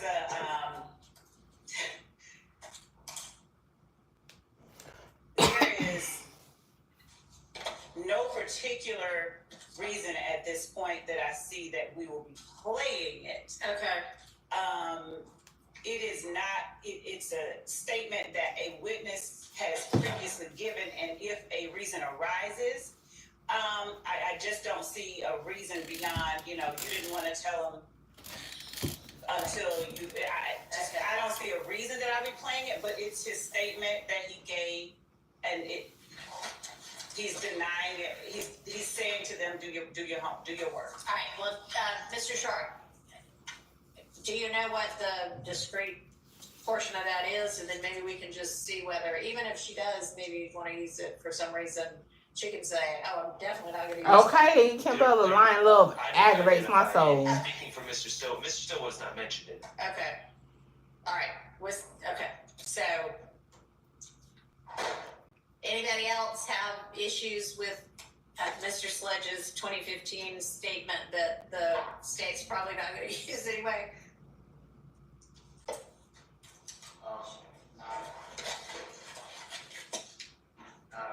Mr. Williams, All right.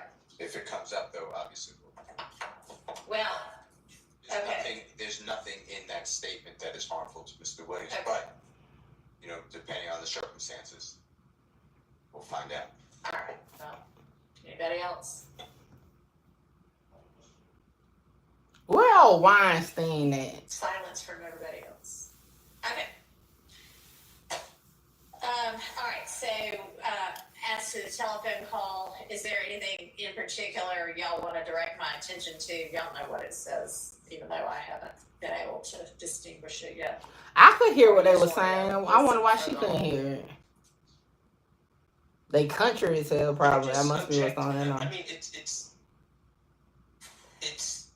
Mr. Sledge reporting to his significant other what happened in his hearing that day, and I don't know this for a fact. I believe that he had the prelim. I believe it was him and Mr. Stillwell together. Okay. I don't know that for a fact. I could be wrong about that, but he's just commenting.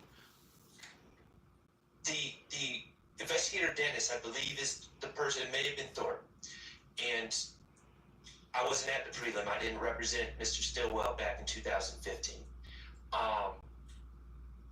And he's just commenting on witness 1, witness 2, and witness 3, and who he thinks they are, and his significant others commenting back. I don't know why the state would think, because Mr.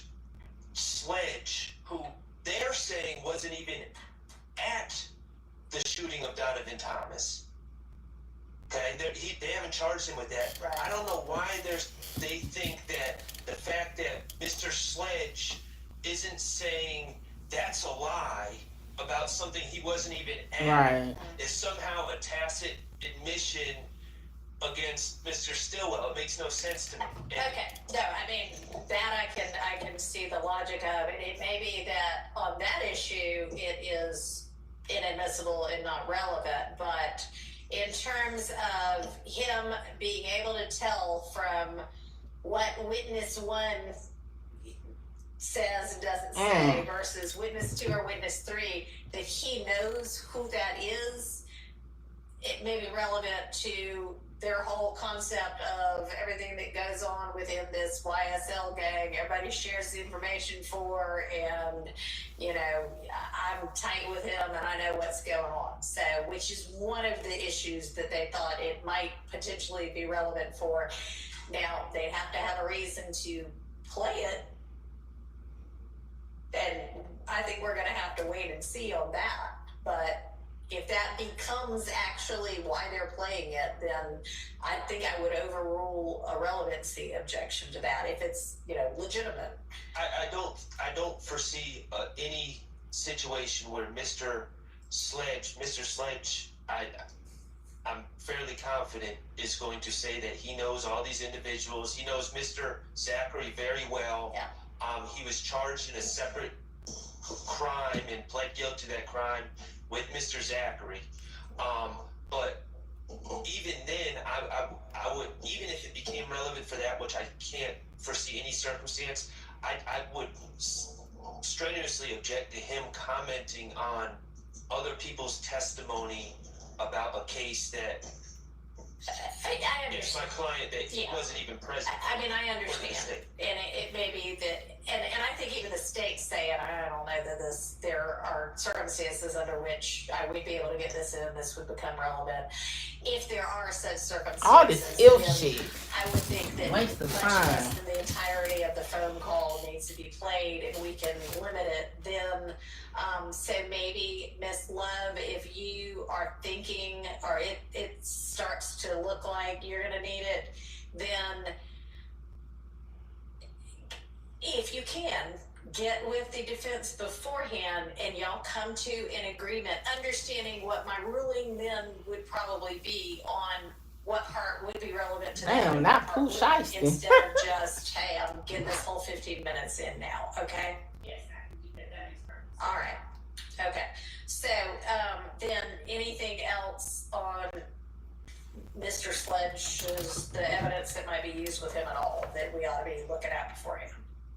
So the other items that I've shared, if I don't know if anyone has been able to, if it has shown up, but I've shared the link with everyone except Mr. Howard, whose name just right.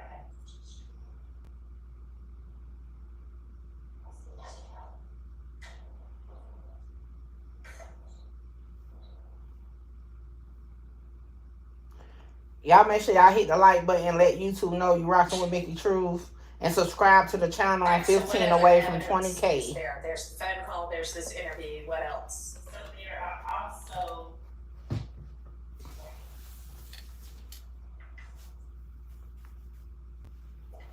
the plea agreement, the video of the plea agreement of Mr. Sledge. All right. We have had the need to play other witnesses' plea agreements. All right. Well, Okay, these ills is crazy. Hey, we done seen his plea agreement. Long Crime posted that shit. And we don't have any need to play that. right. If he begins to intimate that I didn't know what was going on, it wasn't really freely given or Right. anything like that, then we would want to show him entering that plea. Okay. And this is why everybody was hard on Gunna. See how they said they gonna use the plea Admitted this, we're checking the exhibits. But against the video them? where Mr. Sledge is with Mr. Zachary, and they're threatening, telling lies. We labeled that, if you haven't already admitted it, as State's Exhibit 398 Yankee. There is Y'all paying these people salary and they ain't together. Mr. Sledge's It's cell phone crazy. records, which we would be using, or asking Mr. Sledge, is this your number? Was this your number at that time? All right, and would that be the only purpose of the cell phone records? Well, Or are you planning to be using the cell phone records to show some things? to ask him about numbers within them. Okay. That he remembers. Okay. Doesn't, to ask him about specific Sure. persons and numbers. All right. And of course, we have, Agent Bernie later on, who Is going to be able to say whose number is whose, I guess, right? will be able to apply it. Now, Okay.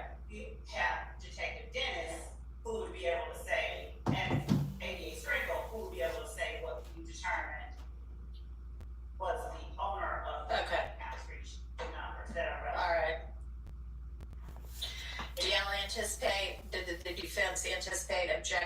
to that. Y'all hit the like button.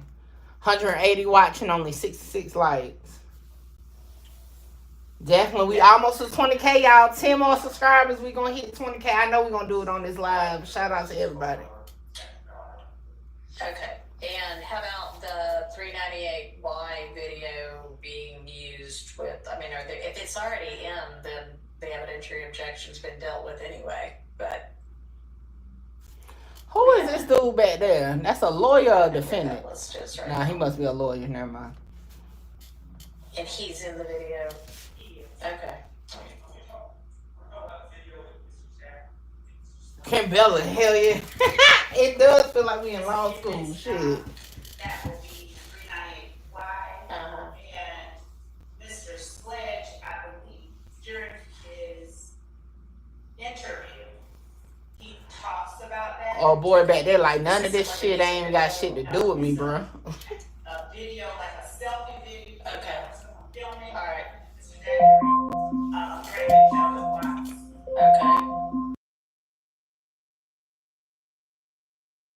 We can play that. My bad, my alarm went off. 5 minutes long, probably about 2 minutes long. If there's a specific objection to that. Y'all all seen it? Is there a specific objection that you know of now? Hell yeah. They wasting time.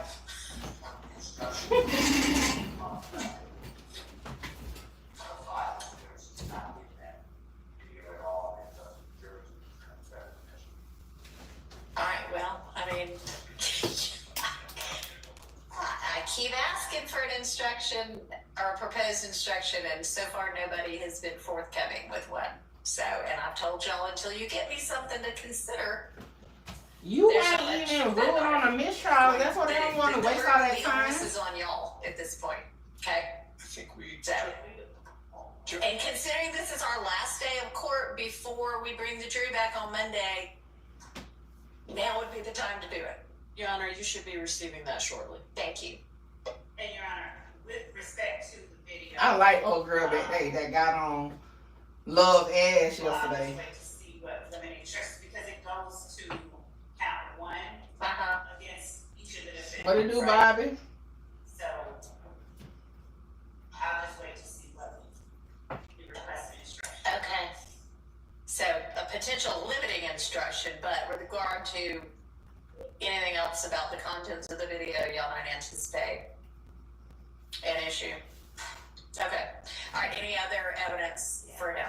There's two social media posts made by Mr. Sledge on the night that Jonathan Thomas was What it killed. do, Terrence? And they are, one is Mr. Sledge is that night at around the time of the murder, he's watching the Patriots, and he captions it that he's watching the game, Let's Go Patriots. And there's another one where he is shown watching the game with his small child. All right.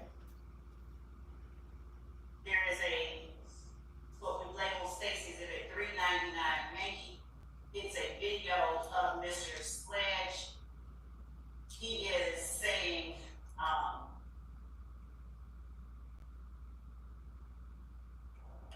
if you go in the courtroom and tell, if you testify, it's not great. Basically, it's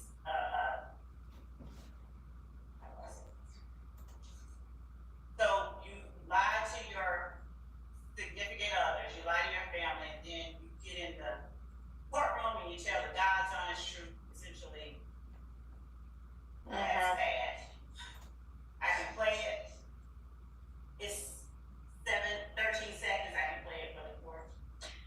Well, does the defense know the video she's referencing? Yes, it's already in evidence. Actually, Mr. Williams' video saying that is in evidence, not Mr. Sledge's. Okay. Maybe not in evidence. 399Y, Yankee.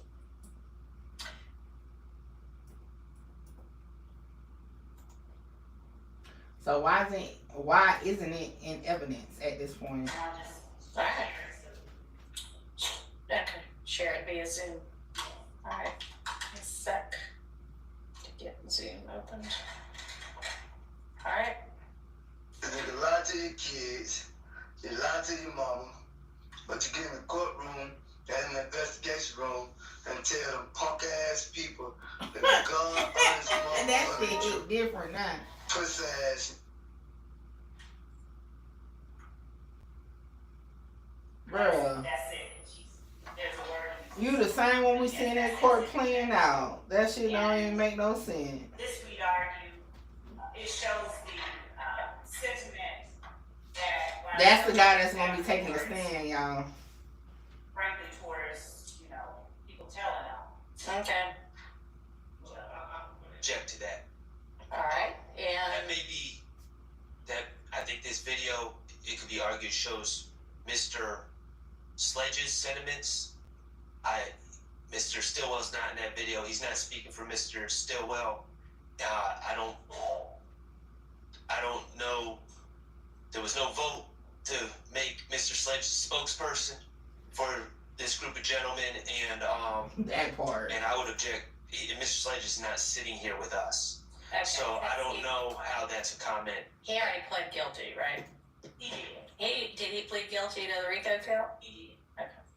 See? Um, No, please don't be as innocent when you Don't got be other pressing on that co-defendants. topic.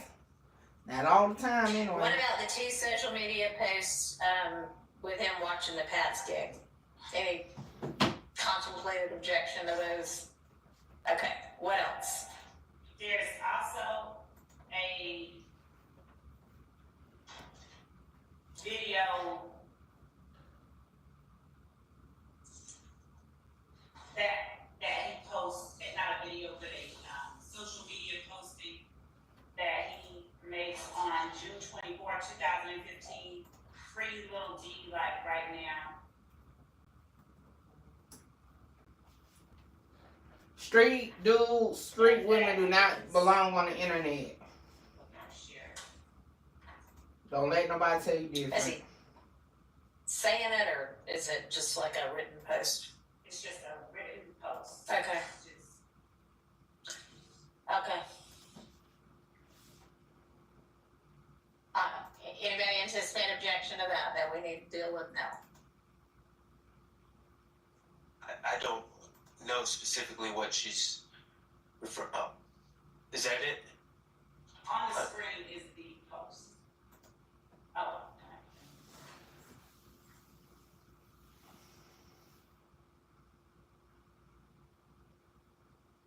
Stay our asses off the internet. I just don't know what the relevance is of some of these things. Like, So 6/24/15, what's just happened? Why is he in? Why's the little D in? This is Which little D is it? Demikian Darlington. And No, I think his birthday later this month, if I'm not mistaken. he has been Don't quote me, I think it's later this month. arrested. I can tell you the reason that we're wanting the relevance Okay, what's up? is the urging of each member. We don't have just him. We have him saying free little D, free the other little D, free various members of YSL, as we have with other defendants that are currently on trial, where, for instance, when Mr. Winfrey was arrested, Mr. Williams had free Roscoe shirts, they're wearing it. Damn, So you can't they're even say advocating free the homies. That's crazy. for the release of their fellow gang members. And Damn. it shows their solidarity, their support for, and the existence of the organization. All right. I would. Yeah, it's not Thug's birthday. in I my think mind, like the say 16th or posting something like that. free his friend, and to the extent that Mr. Sledge says he doesn't know Lil D from Mechanicsville, that's Demikian. That picture is of the Demikian Garlington, Your Honor. Okay.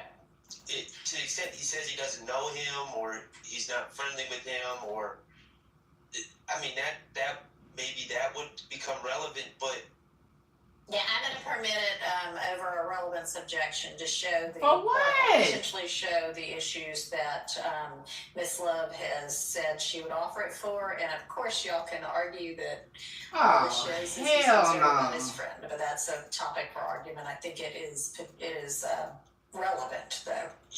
Your Honor, there's one issue that What I it do, failed to Juan? bring up earlier. Y'all take heed to this shit. Hold on. Regarding a video of a plea, and we dealt with this earlier in the trial. Hold on, pause. Take heed to that shit, okay? Y'all can't even say free your homies. You get put on a freaking Rico case with them, they gonna say you saying free the gang members. Y'all take heed to that shit. Like, for real. Damn. I know that we did some redactions. I would object if they're bringing it in to show that if it becomes an issue and that a plea was freely and voluntarily entered, going through the Boykin rights and things of that nature, I would understand. Going through the state's factual rendition and their of the plea and just their testimony and their story. Yeah, the factual rendition, unless you have him then affirm, yep, that's what happened. And unless he's now saying, nope, that's not what happened. That part is it all just depends on. That's exactly. Okay, so yes, I mean, depending upon the reason that the plea might end up being potentially used, yes, I agree with you. If it's to show voluntariness, then the factual rendition is not relevant, and I would not expect y'all to try to play that.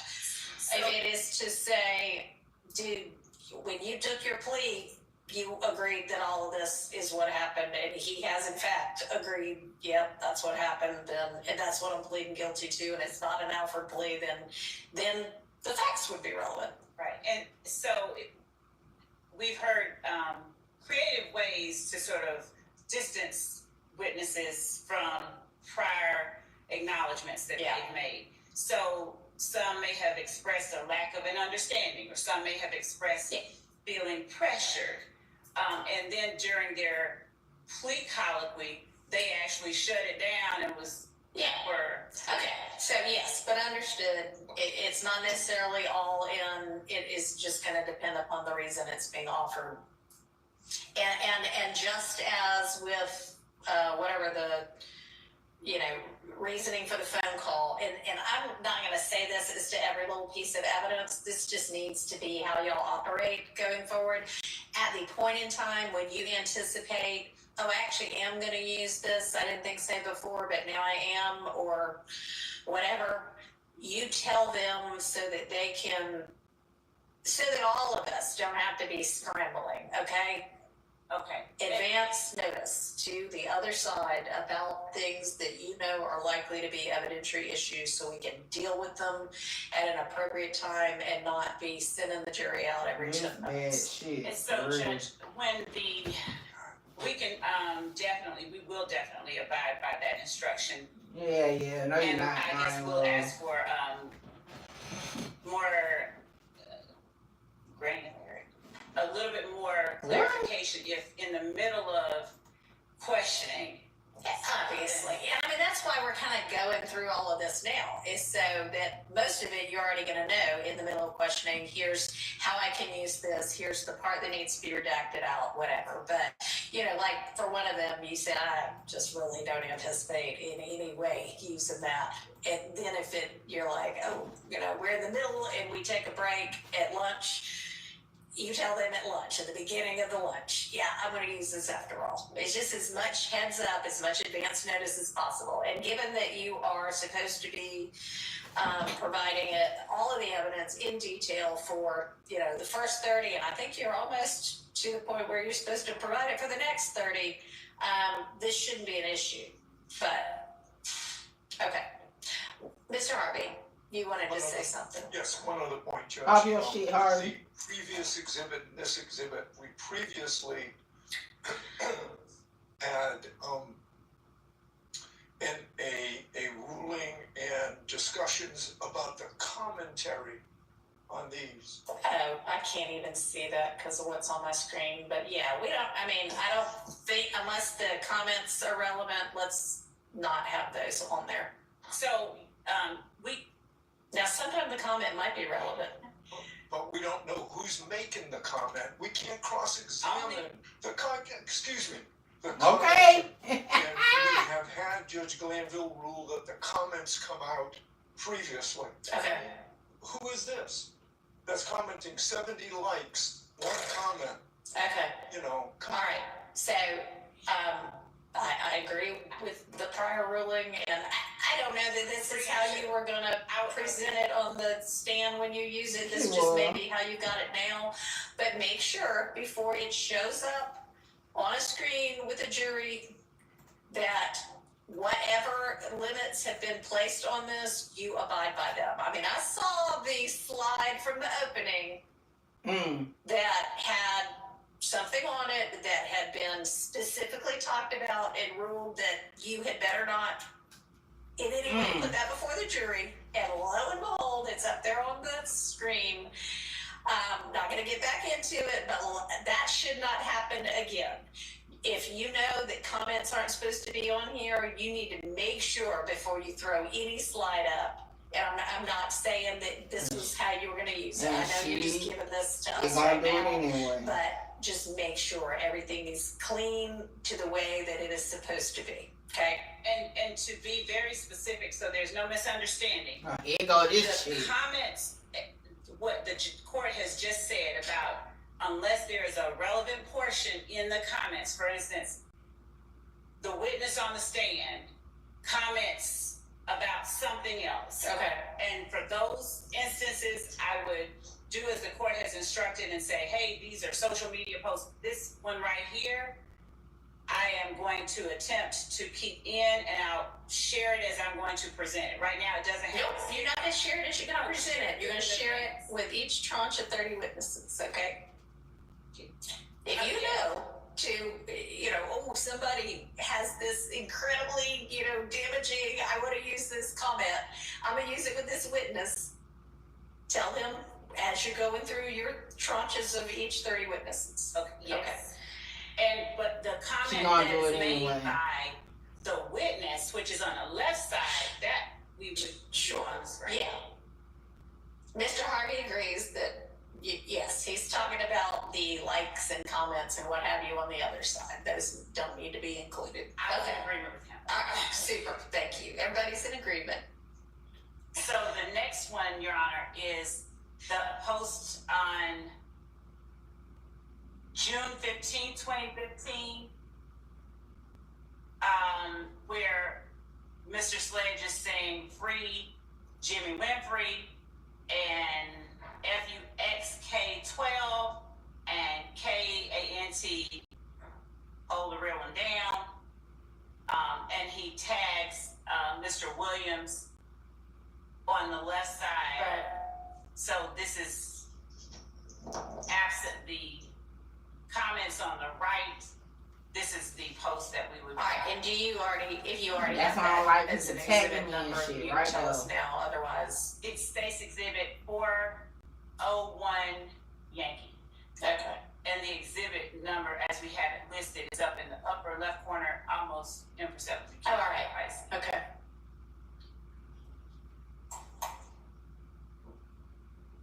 Does the court want me to just keep going? All right. I'm not hearing any objection. The next one is State's Exhibit 402 Yankee. All right. We don't. If you've got a series of free XYZ, free ABC, and they're all pretty much the same, then I don't need to see them all right now. Okay. They're all going to be the same issue, and you can do that. Okay. This is not saying free anybody, but it's saying happy birthday. Okay. Damn, you can't say happy birthday? Okay. What the fuck? Stop putting y'all fucking fake pages. Cause I don't give a fuck, man. What y'all say, what y'all do. Anybody want to, I'm here. I don't hide. And I do not run for fuck niggas. You did. Your Honor, this is relevant, and we would seek its submission for you hear the comment, but then at the bottom underneath the photograph, it has FR, for real, real 100, 100, and then the two little green snake emojis. Yeah. Y'all hit the like button, subscribe to the channel. We alleged to be a YSL gang symbol. Okay. Yes. Yeah. That shit hit different. We've already admitted the content, the group photo that is now labeled states 405 Yankee, but because of what Mr. Harvey pointed out, that we had taken out comments, I was not certain without looking back at it whether the YSL, FUXK, the rest love had been admitted, and for that reason I sought to admit the whole post, since this is the witness that made Okay. the post. All right. Well, you can go back and look and see. Let me ask y'all, with regard to these things that are electronic as we look at them, are y'all printing out a hard copy and using that? We are in fact giving to the court reporter and showing to the defense contemporaneously with publishing showing it on the jurisdiction. Yes. Okay. There. And so I guess the reason I'm asking is, so whenever you used 405Y before, how do you now know whether it contained the comment at the bottom or not? We have given the court reporter hard copies. Okay. That is not the case with all of the exhibits that have been tendered. We have, but that's how we know what. So y'all can go back, well, you can go ask Ms. Weaver on 405Y, does it contain the comments or not? Right, we can go back, and it won't be labeled 405Y. We have the list of the exhibits, and we have the description. Okay, well, whatever it was labeled at, let me ask you this. If it was labeled 205Z before, and now and we find out that it does in fact contain those comments, you're not gonna re-tender it as 405Y, right? No. That's only if it doesn't contain the comments. Correct. Okay. And definitely to the extent my colleague is expressing that the court may not understand me to be saying explicitly that we are printing our exhibits that we have tendered and shown digitally, and we have given to the court reporter the physical printout of any digital exhibit. Okay, the physical printout as well as the digital exhibit, right? Or by the end of trial you will. Right. Okay, that's fine. And I know that Ms. Weaver, whenever we get probably the week, in a couple of weeks that the jury's gone, we'll take up, let's figure out what evidence is actually in and out. Maybe that's what we'll do that week. Not the whole week, we'll get lots more done than that. But I do know there is an issue with regard to a couple of defense exhibits because they were only shown, I think, on a laptop, and we'll just have to sort that out at some other time. But we need to think about going forward. If you're walking up to a witness and showing them something on your laptop, you might need to take a screenshot of what's on that laptop so that then the court reporter knows what it is. Okay. All right. What else? This is a similar social media post. All right, so I'm gonna basically rule generally, unless you think that there is something particularly, oh gosh, I think that there's gonna be some other kind of relevancy or 403 objection to something. The posts that are just seeming to show his posting about gang life or indicating gang insignias or anything like that, those would be relevant. And if you think there's some kind of 403 thing as to something, then pull that up. But I don't need to go through every little bit of evidence. I want to be hitting the evidence that you think the defense is going to have an objection to, that we need to hash out beforehand.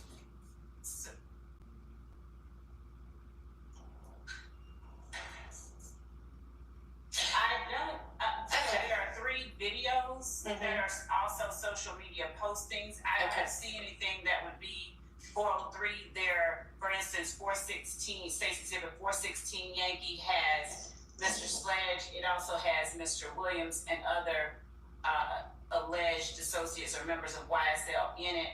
And they are sort of just congregating it. I can since I shared it, I can let the defense look at it. It's labeled in the shared document as well. All right, well, and ideally, again, after they've got the big list with the 30 and all of the exhibits, then they can do their homework and they can actually tell me, like Mr. Sharp did for Mr. Zachary's statements, hey, here's what I find objectionable about that. So once y'all got that, y'all can do that with everything and it'll be more smooth. All right, so but you think that pretty much for Mr. Sledge, after what we've discussed, you'd be good to go, and the defense likewise. Okay. I do.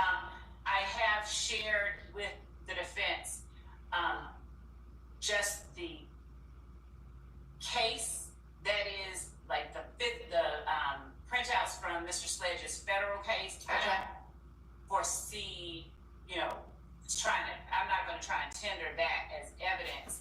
There may be a portion of it that I reference or need to reference it, depending on how he testifies, to refresh his memory or something, but I'm not going to try and enter his federal case as evidence. Damn, not federal case. And I think that's it. Okay. Mr. Sledge. In his certified copies of the conviction, his proffer, his factual acknowledgement, the physical documents, those. Oh shit. Not the proffer. States 394. Okay. All right. I've gotten the proposed limiting instruction now, and Mr. Matthews, you are requested in my other courtroom for the trial calendar. You know what that issue is, so can you run up there to the judge handling that case real fast? We'll recess I'm probably just going to stay here, but we'll recess for 10 minutes. It shouldn't take longer than that. And I'll take a look at this proposed limiting instruction. All right? And then we'll come back.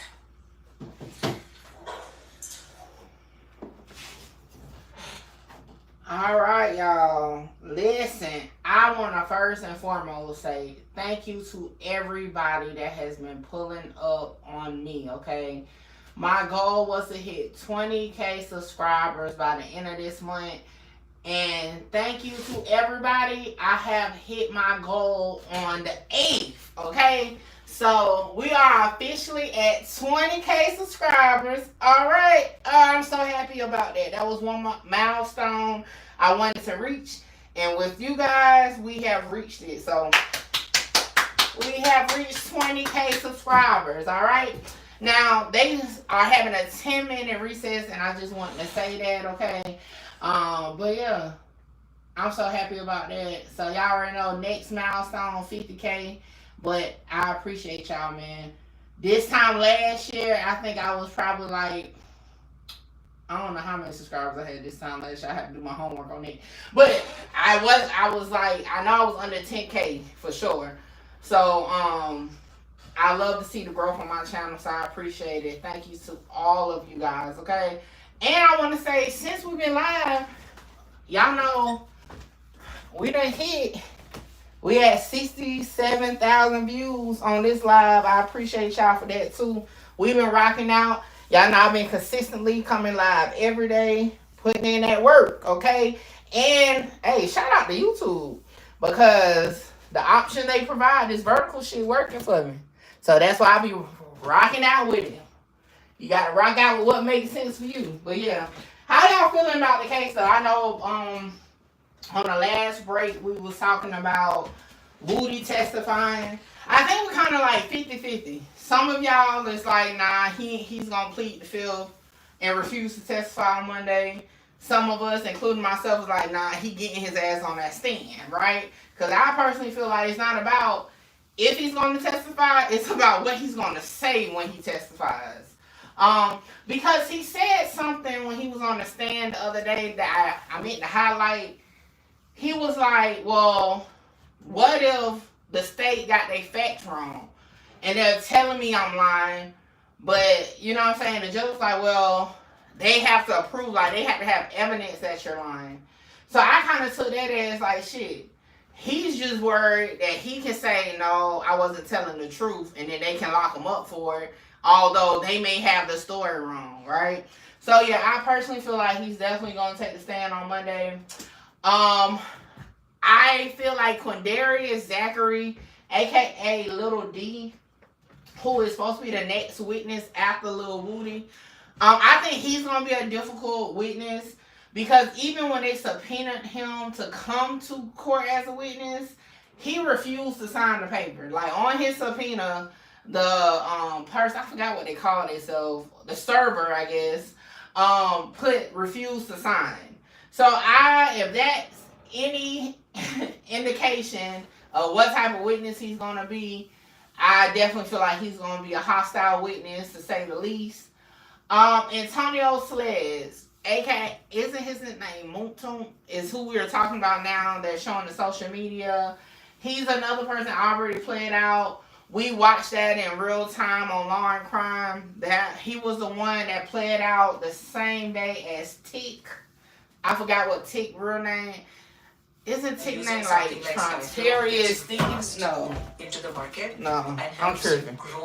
I don't forgot what Tick real name. It's something. You know, a lot of their real names sound alike. But whatever his real name is, they played out the same time. So I did a video on Muntum pleading out, reacting to him pleading out. But yeah, nevertheless, they're going to use a lot of his social media posting. And I just want to say this before court come back in. It's crazy when they play, because this is not the first trial we've seen this type of stuff. They pull up social media postings about, oh, fuck snitches, or oh, y'all niggas be telling. And then they end up being the main ones on the stand, which be wild as hell, okay? Wow. But nevertheless, that's how it goes. So we're just waiting. I'm pretty sure by the time they come back, they're probably going to be breaking for lunch. No court tomorrow, okay? So tomorrow is going to be a regular episode of Mickey Talks where we just talk about different topics. During lunch, we're going to talk about the Nelly controversy with allegedly being arrested. We're going to talk about Julio Foolio. I'm going to see if there's any footage from the hearing out so we can watch it. If y'all have any questions about the paperwork that came out, we're going to have that discussion. That's what we're going to do during the lunch break for YSL. Once YSL trial come back on, we're going to ride out until about maybe 4:30, 5 o'clock. Just depends. And then we'll end for the day. And then tomorrow, we back at it at regular time, 8:30 a.m. Eastern time, talk about all the hot topics. And then, of course, you know, Saturday is my extended live. We just going to be doing a lot of reactions to things on Saturday. I may not stream on Sunday. I'm not 100% sure yet. I'll let y'all know closer to Sunday. And then Monday, we are back. Regular trial begins for the YSL.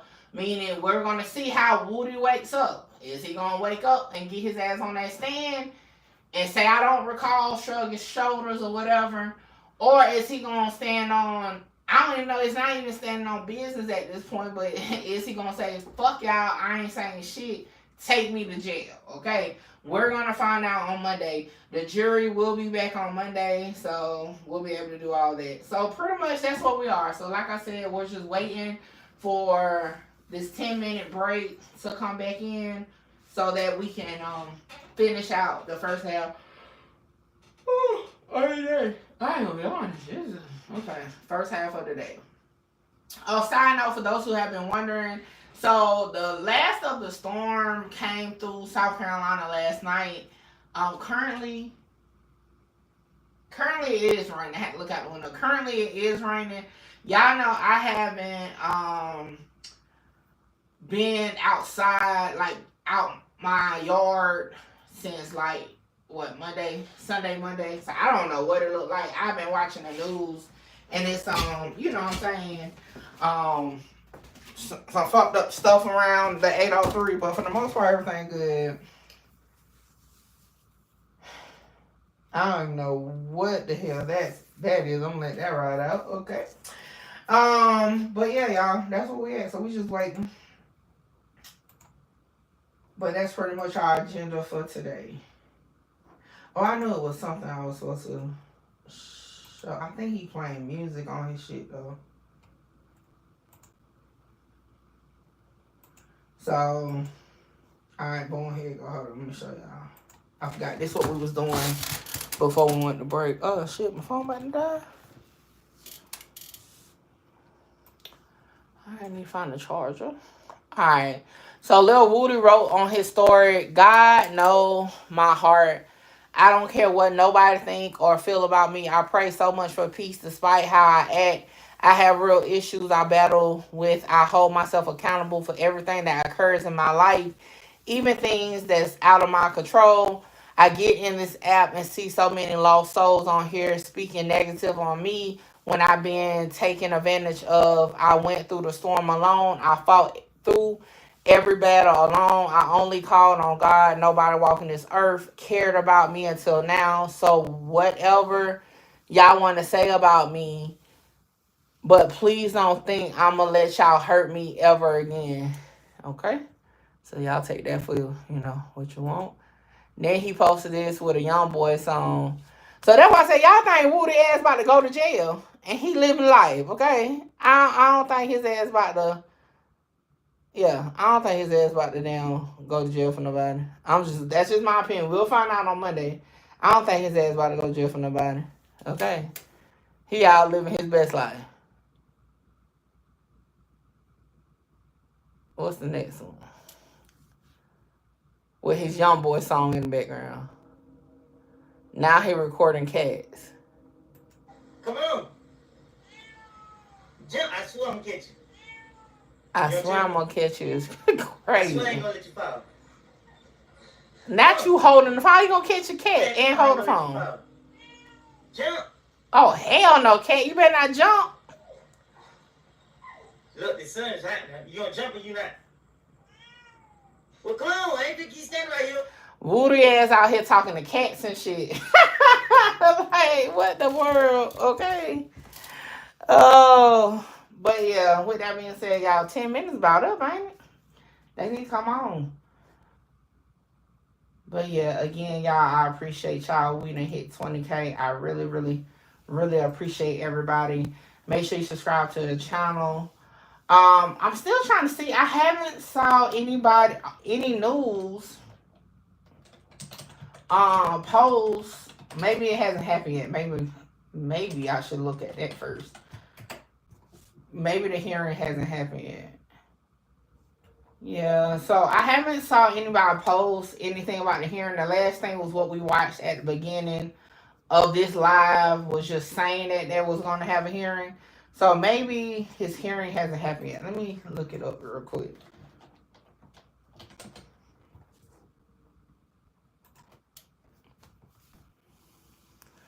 Sportsman said that boy burnt out. His ass up there trying to catch a damn cat is wild to me.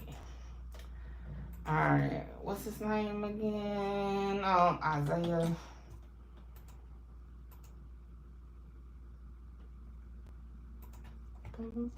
Let's see what time his hearing is. Let's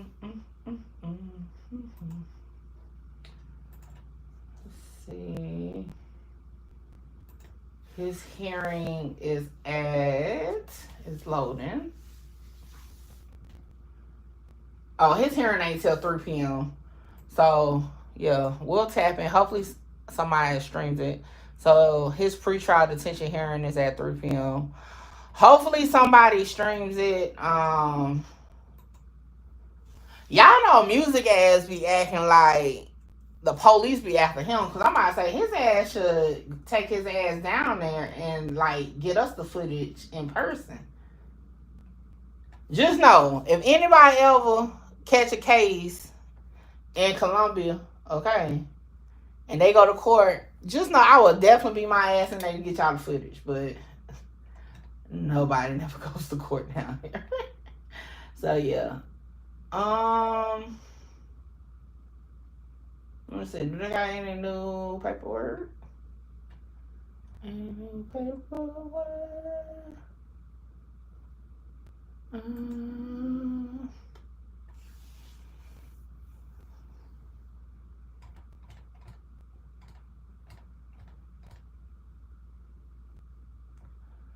So I will say this, I mean obviously, right? But Isaiah Chance, aka I believe his nickname is like Gutter Man or something like that, but nevertheless we just gonna call him Isaiah Chance.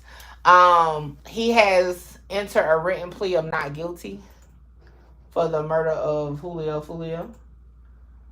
Let me see. What else did they have?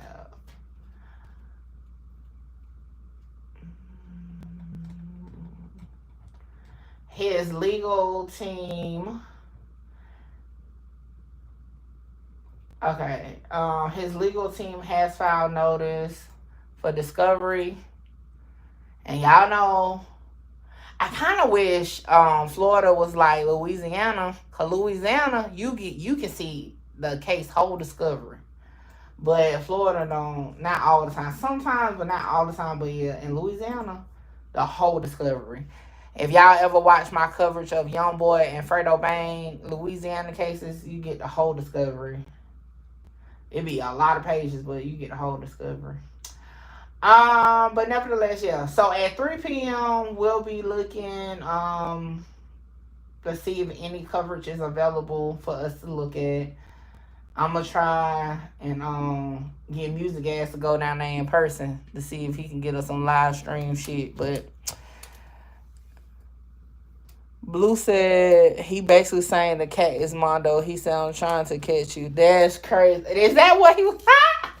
That's wild. Oh yeah, that Mondo shit is crazy. If y'all haven't saw my reaction to the Mondo and Woody situation, check it out. I dropped it this morning before I came live. Alright, 10 minutes is going a long time. Y'all know, I don't know. I'm just popping shit. Let's see. So when does Sean Gayfright go to court? Let me see. At this point. And yeah, we're going to talk more in depth. Right now, I'm just checking to see when they go to court. I would have thought they asked all would have went to court at the same time.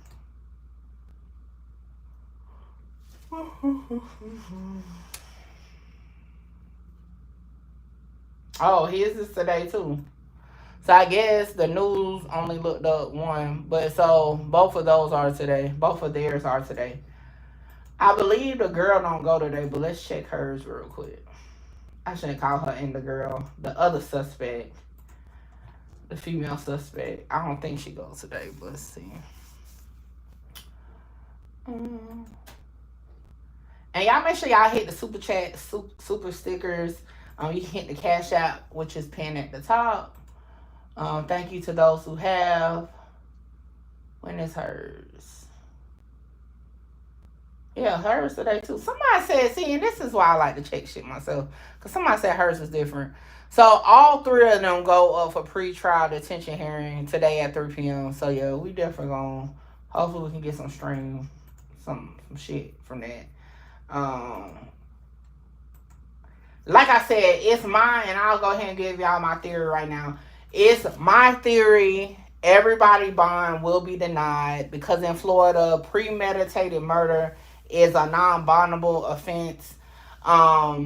Their lawyer would have to request an Arthur hearing to argue why they should get bond. Okay, so that's my theory, and I'm basing that off of what I have learned in over covering YNW Melly and YNW Bortman's case. So again, I think all three will be denied. They will be held without bond due to that being a non-bondable offense. And like I said, their lawyers will have to request an Arthur hearing.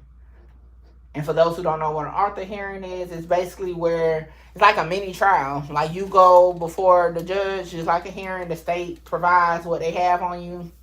You provide kind of your defense onto why, your client wasn't involved, blase, blase, blase.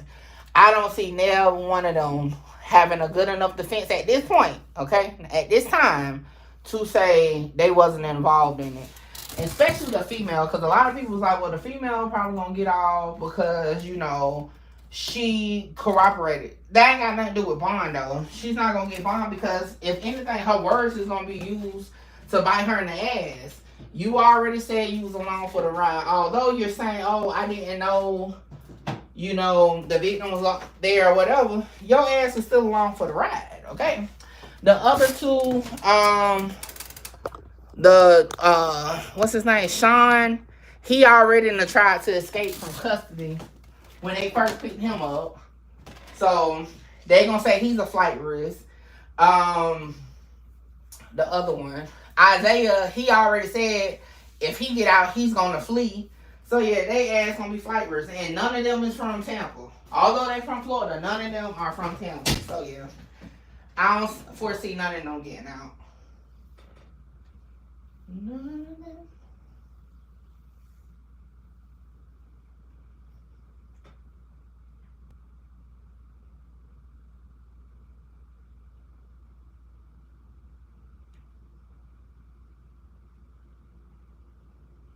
Y'all hear that rain? I don't know if y'all can hear it. But I'm so sick of hearing rain. It been raining for like 2 weeks, feel like. Alright, y'all. We just waiting for 10 minutes to go past.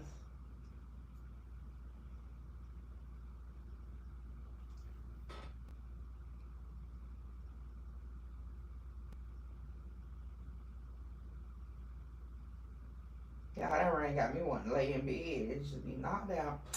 Alright, y'all. So we just waiting for them to come back. I'm checking my weather real quick. Make sure I ain't missed nothing.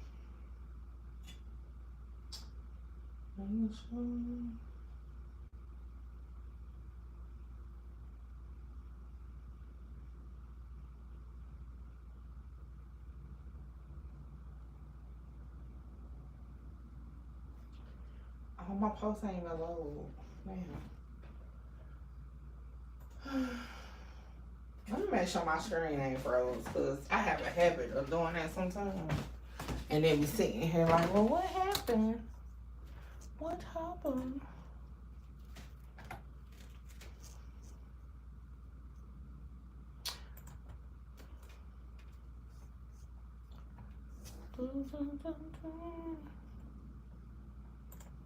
I don't want to get too into no topic. And then, no, I'm not buying that shit again. That shit was a waste of money. I thought that was beneficial to buy that YouTube Premium. It's not. It's not. So I don't know why they keep asking. I'm not buying that shit again. Trying to make money, not spend money.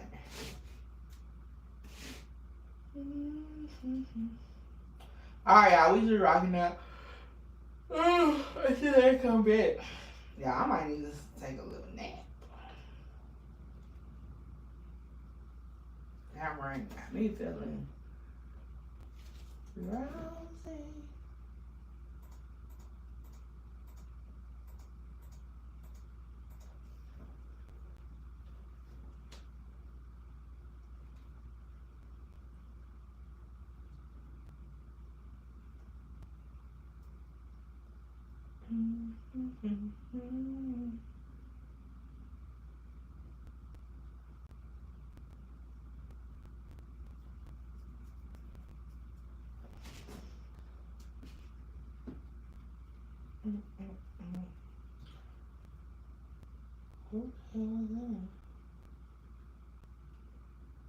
You know what? I forgot all about Matt Critter. This is a side note.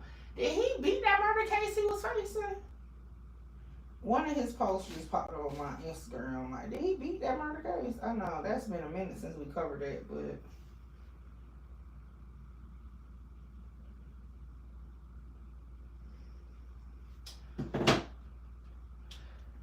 what we're gonna do too, y'all. I can do it now. Let me do it now. If they come back on in the middle of it, that's fine. Alright, cause I want to cover the topic I got in my title. I'm gonna take at 3. I'm gonna schedule a Julio Foolio live at 3, and we can talk more in depth about the Julio Foolio recap, since that's when all the defendants go to court. But let's talk about Nelly real quick, because it was some misinformation allegedly put out in regards to Nelly yesterday. So they said Nelly was arrested yesterday, and they said it was like for the 4 X pills and driving with no insurance, right? It was on all the blogs, and we started reading it, but then the trial came back in. So the driving the driving without insurance, right, was from 2018, okay, and so that's what the warrant was for, basically, right? So he got a citation that says it right there, okay?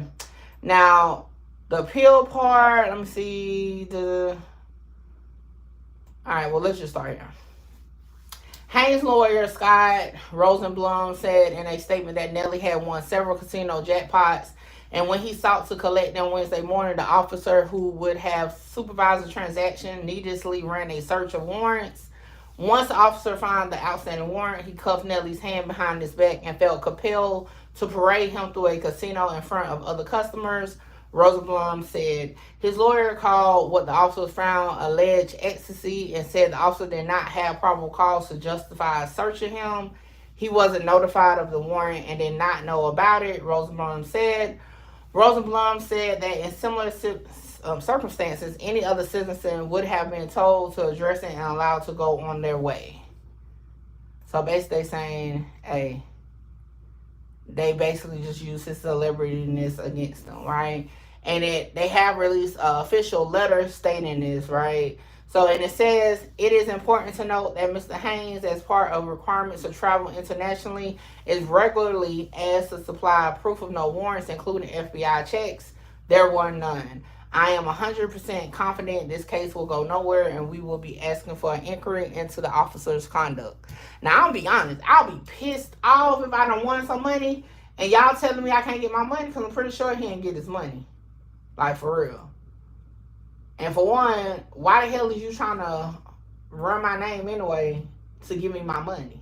Like, now, I ain't gonna lie. The 4 X pills things, he ain't deny, quote unquote, right, that he had or didn't have it, okay? He said that, listen, he ain't had probable cause to search him to find, quote unquote, alleged X pills. Right? So with that being said, that probably will get thrown out, because if your job is to walk me to collect my money, how does that end up with you running my damn name? Right? So I'm pretty sure this will get thrown out. That's just my opinion. But yeah. And let's not be surprised that these celebrities be doing drugs. Like, I know it went on all the blogs yesterday about Michael Jordan's son, you know, doing what he do. But, like, I'm like, at this point, probably all of them do a little something. I don't know. But, you know, it's not surprising. Everybody was like, oh, my gosh, you know. Nelly with ecstasy? Like, shit. I mean, what makes him not? Like, not being able to do it, and not being the one to do it, like all type of shit like that. That's just my opinion. Like, I don't even be surprised at this one. Like, at this point, you know, they all probably playing with something. That's just my opinion. But nevertheless, y'all, we are still waiting for the trial to come back in session. They said 10 minutes. 10 minutes will turn into about 20, and then they probably gonna come back and say we'll start back after lunch. So we gonna see though before I end this live. I told y'all I'm probably gonna end this live and take me a break during lunch because we already went over the Nelly information. We have been going on and off about the Julio Foolio, but since I'm gonna do a live at 3 for Julio Foolio case update, since that's when the defendant goes to bond court or pre-trial motion, then I'm gonna do that then. And y'all, any question y'all have regarding the paperwork or whatever, bring those questions at 3, and we're gonna chop it up about it. And yeah, that's how we gonna run it. That's how we gonna run it. I wonder why they haven't moved old boy yet from Jacksonville. The Murphy guy, Rashard Murphy. I wonder why he's still there. Well, I'm about to check and see if he's still there. Yeah, he's still there. I wonder why he's still there. And they still don't have his charges from Tampa up there yet. So I wonder what's up with that. Why that's taking so long. Because even the first 3, they had their stuff within a couple days minimum. So,